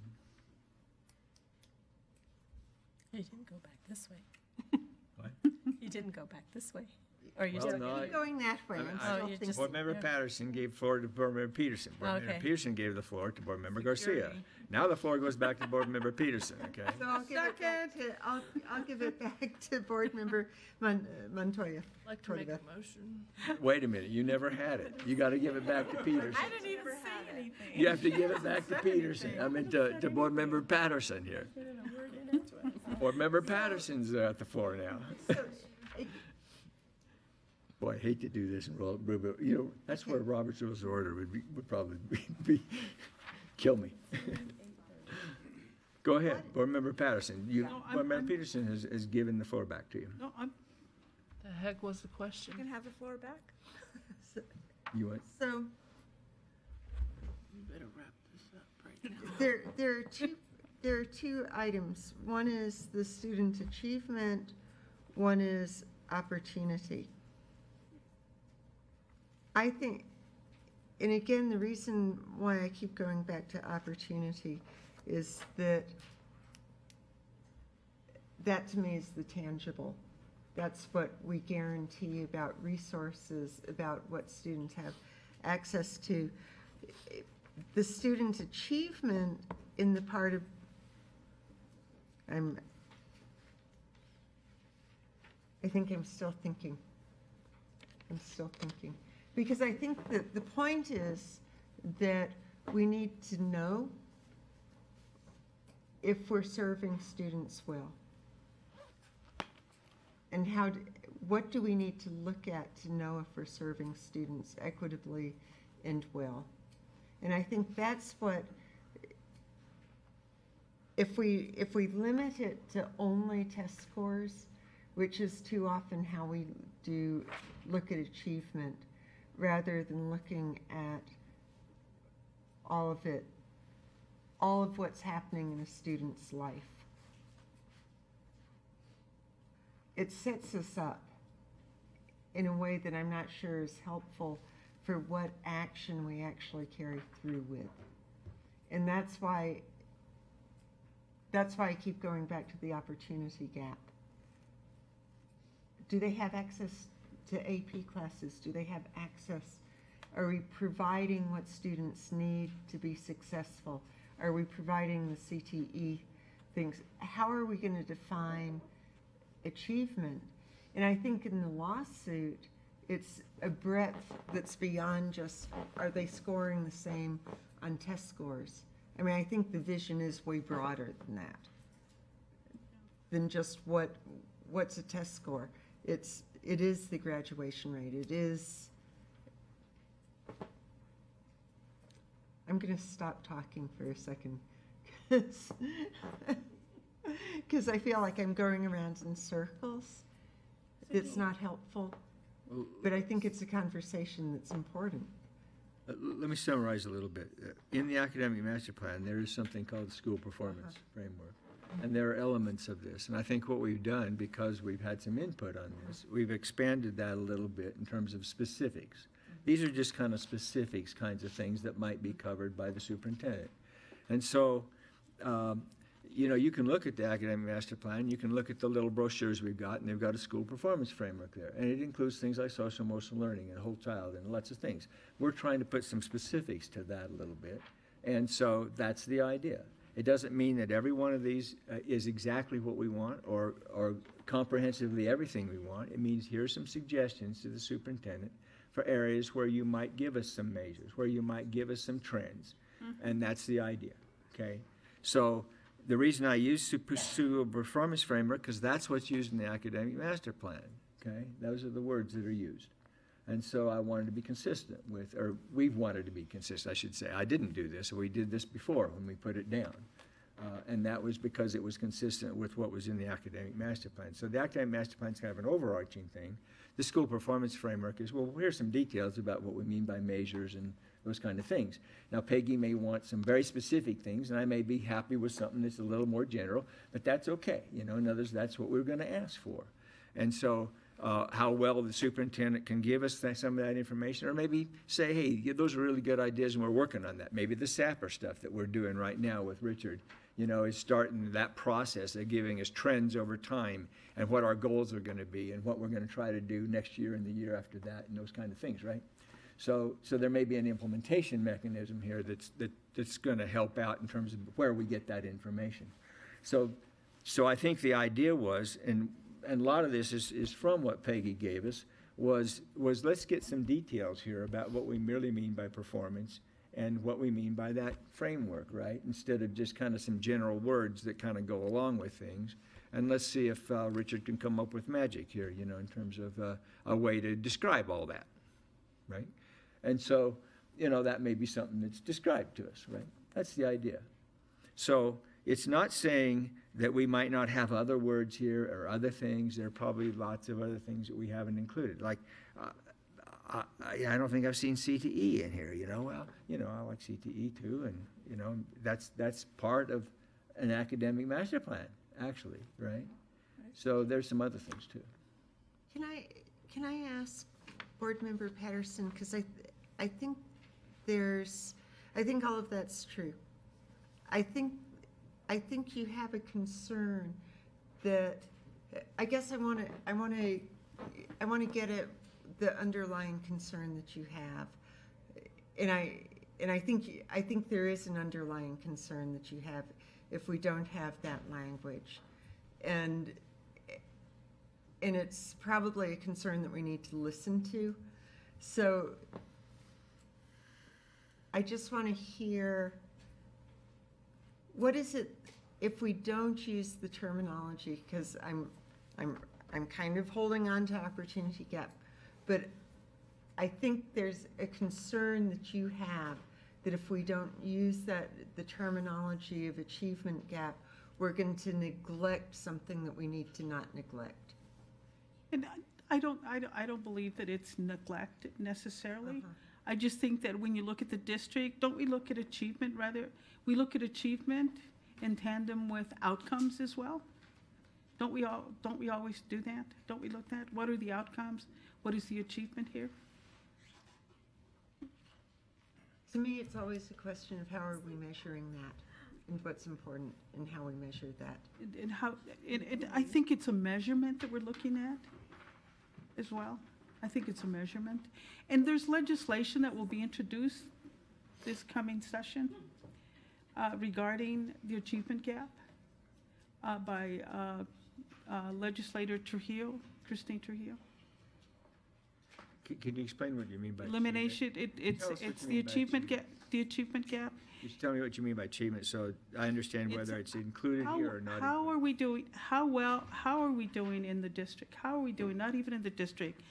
How is it that we measure the achievement of our students? How are we doing that? How do we do that? That's why all these other words are in there. All these other words like proficiency, English language learners, dropout rate, math and science proficiency rates. That's it? Those are all part of achievement, Yes. right? So those are all in there. So what we did basically is took, instead of saying achievement gap, we actually delineated a lot of those elements that are part of achievement. That was what was done here.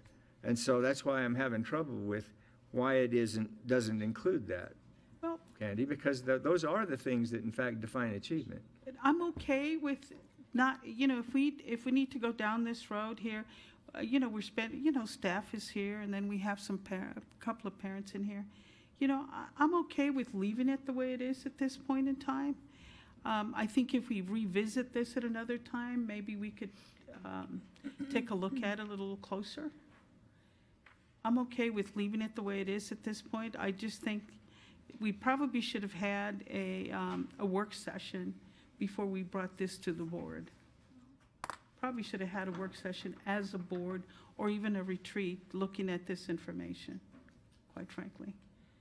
Because we spent over an hour and a half, an hour and 45 minutes on this. And so at this point in time, I just think leave it as an outcome.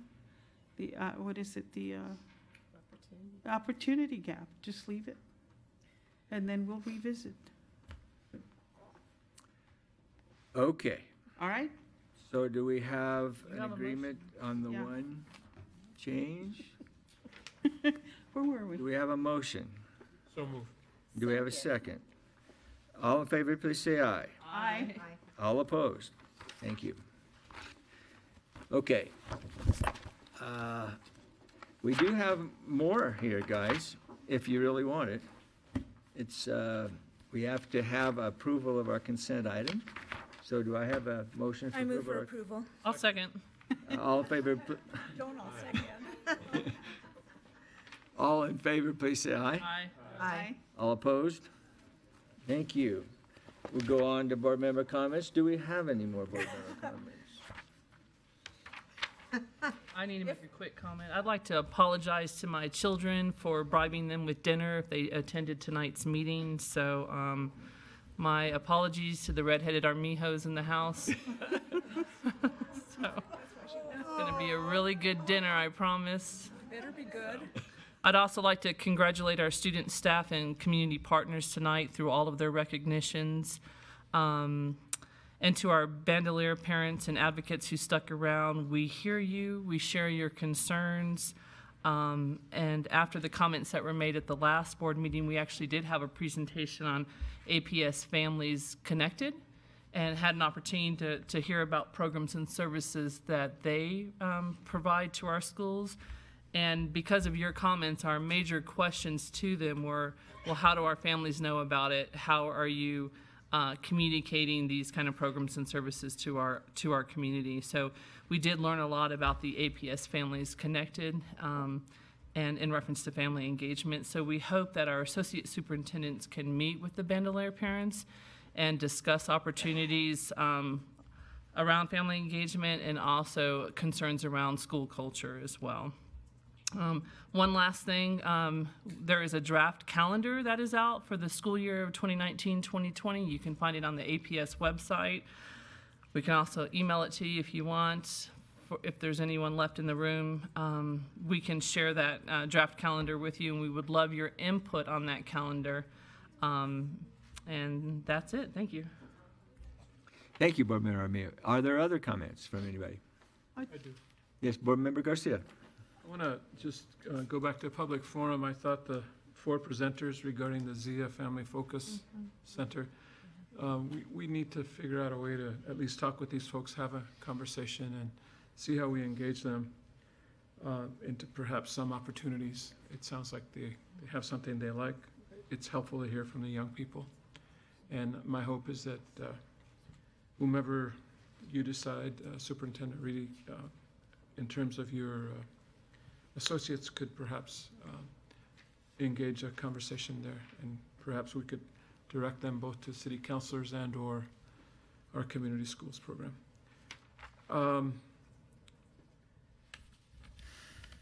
I also wanted to just say something about the issue of charter schools and moratoriums and that kind of thing. It's been very tricky over the last number of years because we've had charter schools approved all over the place without consulting us, and the assumptions that are often made about charter schools versus public schools is entrenched in a lot of harshness. We know we have schools that are struggling, and we're doing our best to get them on track, but I also think that it's been an unfair portrayal of APS in terms of how we're doing, and come to find out that charter schools don't do much different. And they do cherry pick. So those of you from the community that mentioned that, that's true. That's happening. And it's frustrating. And how do we have a dialogue? You know, we got a very hopeful presentation from Dr. Bernstein, but how do we begin to have a dialogue? Because there are a lot of people that are convinced otherwise, that what we need to do is improve education for everyone. And I think that's part of that presentation in our state, be they at charter schools and or certainly our public schools. We have to move this forward from this intransigence that's kind of gotten stuck on us. So those are my comments. Thank you. Thank you, Board Member Garcia. Other comments at all? Okay. Board Member Yolanda. Finally. I finally got a turn. First I wanted to just also speak out about the charter school moratorium and stuff, because part of what I've expressed some concerns as we're moving along too is just the amount of resource that it takes for us as a school district to also support the charter schools. And we need to pay attention to that, because I think we need to act like it is a resource for us, or that it is an administrative lift for us to do it too. And we need to be able to say that and be real with that. I mean, as we were listening about the one school that is still on a corrective action plan, and I kept thinking about the amount of resource and time and energy that our staff is paying to just have to get that followed through, makes me worried as we're adding more and more charter schools, because it does take away resource and time and energy. It may not be like real hard dollars, but it's resource and it's energy from this district. So I am also concerned about that. And then I just want to applaud the partners that were here tonight, because it does put the public back in public schools when you have partners like Comcast, like Delta Dental, where, you know, the message really needs to be that Albuquerque public schools belong to this public. And it's not just about us internally or the staff here internally that runs the school. It's the parents also. It's Delta Dental. It's Comcast. It's the businesses. It's the agencies that need to be our partners. So if they want our schools to be better, they also need to be part of the process to help us make them better. Instead of sitting on the sidelines about complaining about them. They need to be our partners so that we can make them better. Just kudos to the fact that we have a young student who's going to be, an astrophysicist or whatever, something to, because Albuquerque, yeah, something with black holes, but, and all those young students at Highland that, received recognition for the complexity and the level of work that they were doing. Albuquerque Public Schools are great schools. We're turning out great students, and they're having a wonderful experience. And also with our public education, our teacher who also received that award. I mean, that's the part that we need to continue to talk about. It's a great district, and we shouldn't feel like we're not. We're giving everybody a quality education. So that's all I had to say. Thank you very much. Board Member Patterson. Okay, just real quick. I want to thank the parents who are here from the Zia Family Focus Group. You know, I'd like to know a little bit more about what that is about. And, you know, and thank the parents from Bandelier for advocating for their school. I think we need to take a look really at the neighborhood. I think the families there need to take a look at the school and figure out why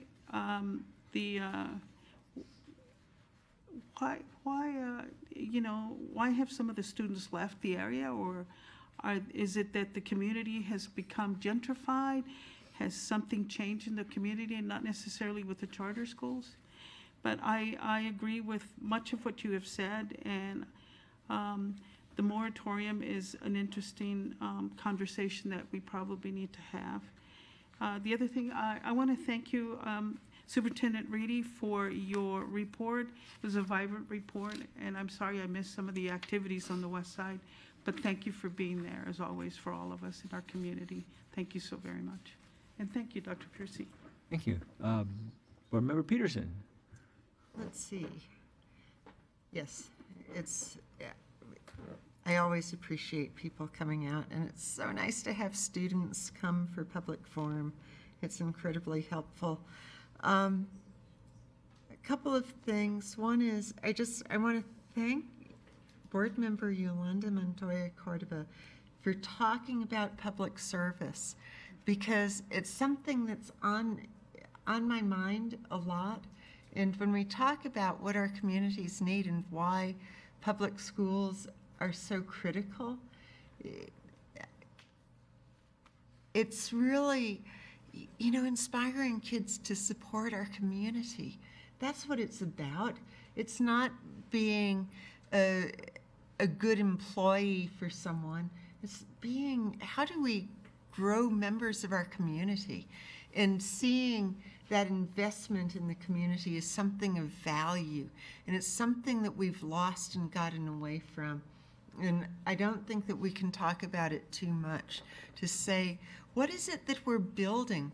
It's not, I mean, sure, being a good employee or having the skills or whatever may be a part of that, but that's not what drives us as human beings. It's what's of value in the relationships that we have with our community. And somehow we've gotten away from talking about public service as something that's to be cherished and proud of, rather than something that's just taking advantage of someone.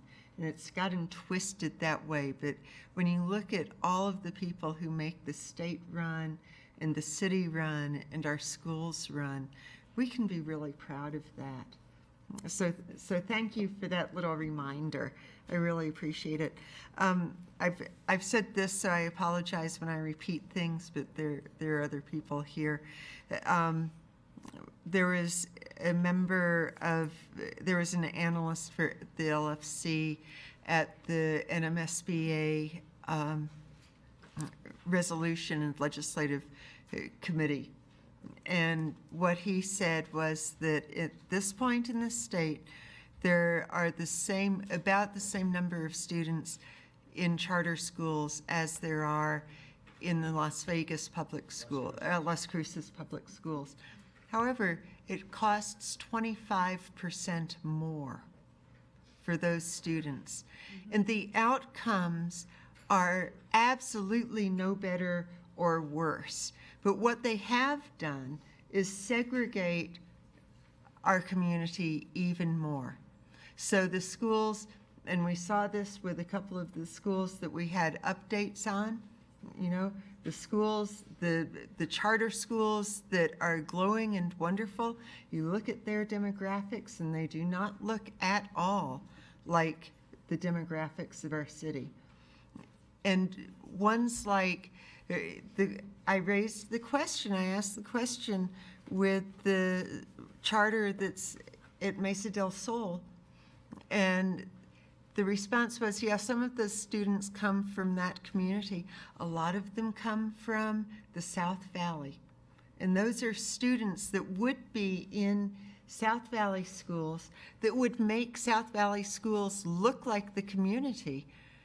And they less and less look like the community. They're more and more segregated. And the tool, and this is something that I think is going to be coming up again in the legislature, what's been the story for how to make that happen? And it goes back to school grades. It's how do you convince someone that their neighborhood school, that Bandelier or Jefferson or Wilson or Highland or Valle Vista or Barcelona isn't a school worth going to? And it's a fabrication of the way those school grades have been implemented and used.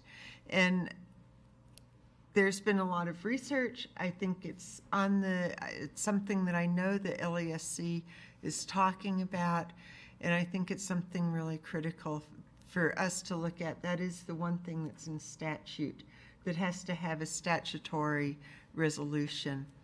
But we are mislabeling schools, and I think that goes hand in hand with what the story about charter schools is the disservice that's been done to traditional comprehensive high schools and traditional neighborhood schools.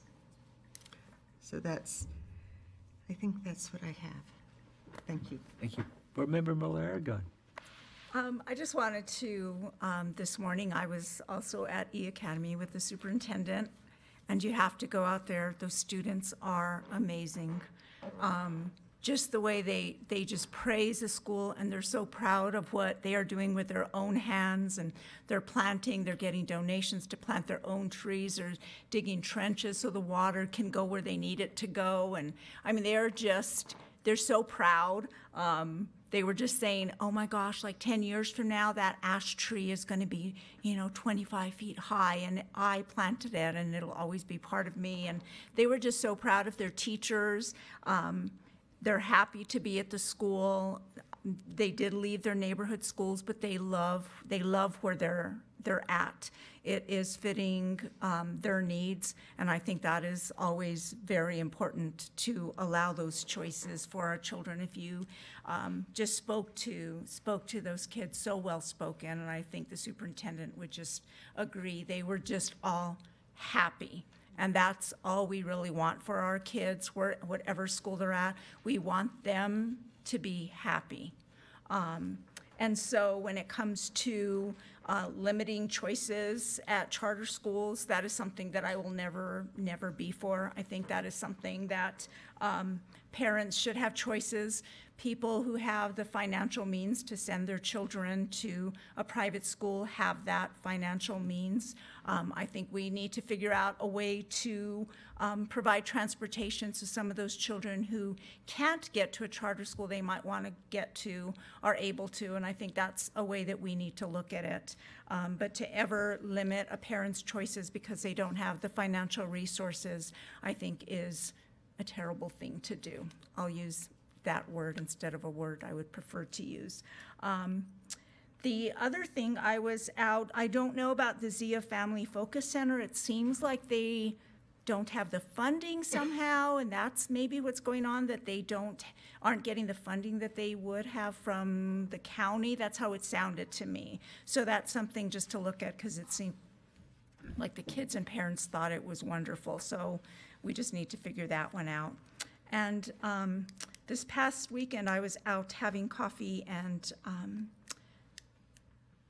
dessert with my mom, and there was a couple of parents in there with their children. And anytime I'm in my district, I always go and ask where the kids go to school and go, talk to the kids. And I was talking to the parents as well, because I don't like to approach the kids without the parents. And so talk to the kids. And then the parents, I let them know who I was.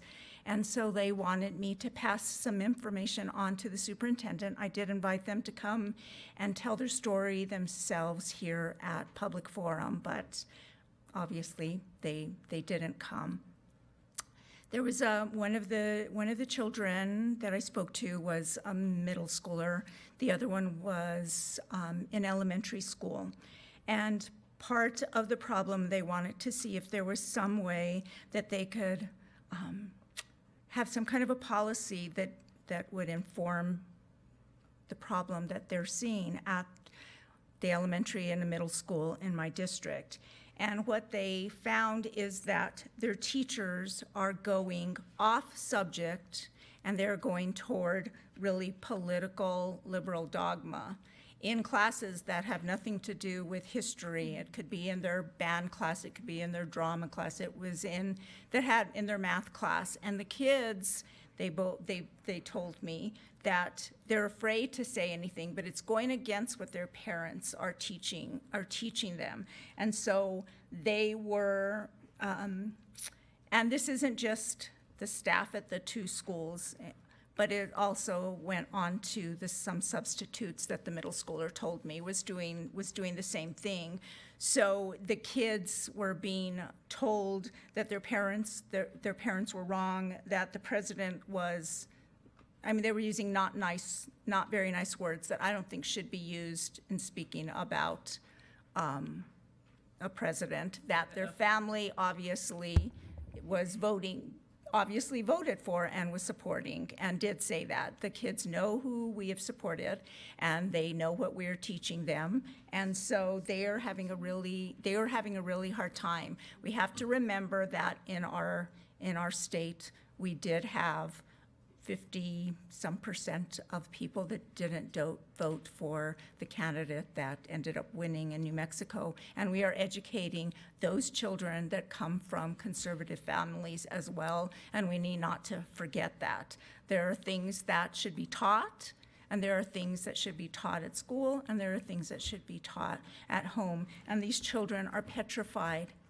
The middle schooler, she was petrified to be able to stand up and to be able to say anything to her teacher, because a teacher is in a higher position. We all would be afraid to say that. The parents are afraid because they don't want anybody to mistreat their child for having the values that they had. So I just said I would pass that on to you to let you know that teachers shouldn't be doing that to our children that might think differently than they do. It's totally and completely disgusting to do that to a little third grader and a little seventh grader. Okay. I'm always impressed with what this board has to say. I'm always a little impatient, and I apologize for being impatient because I do learn a lot from what I hear. And so as I was sitting back and reflecting, as I try to do, I appreciate again all the comments. So thank you very much, board members. Appreciate it. The only thing I do want to bring up, we have this committee, the CCAC committee, which is the Citizen Capital Advisory Committee. And the last time we had quite a few board members there, and I think that kind of freaked our committee people out. So actually the way it's supposed to work is like this. It's supposed to work that the chair of the Capitol, which is Board Member Armijo, is supposed to go to the CCAC meeting. If she cannot go there, then one of the other board members can be delegated to go there. So unless we have something very spatial, probably should limit it to one board member. That doesn't mean we can't go. I'm not trying to say we can't, but I think it kind of freaks them out when we outnumber them on the committee. Good point. So, just a message, and I heard that a little bit from the committee members, why are all you guys coming, you know? So just want to make sure that we feel that that's okay, and make sure that, you know, I'm not trying to dictate here anyway, you know, and if there's a topic where you need to have a couple there, that's fine, you know. I greatly appreciate, again, thank you very much, Sharmila, for being around all this time. It is a long night.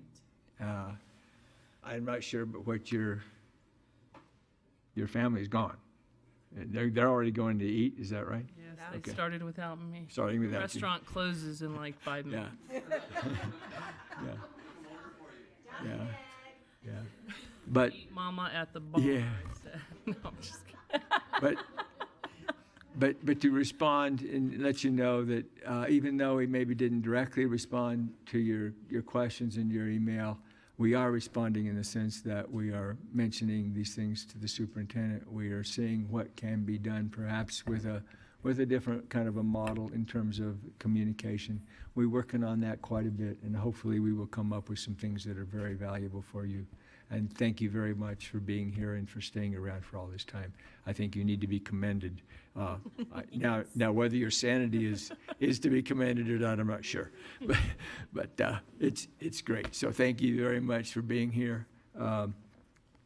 I loved all the discussions. I loved the kids. I loved the public forum people. It was great to have all the partners, the public partners here. I'm reminded every time about how many great students we have and how many great collaborations we have. And I think we need to commend our staff and our superintendent for a lot of that. And I think we're making a lot of progress. Maybe got some ways to go in some things, but we're doing a good job. So thank you, staff, for being here. You can yawn now, it's okay. We saw that. Thank you, Journal, for being here. I mean, you have outdone yourself for staying here the whole time. Appreciate that.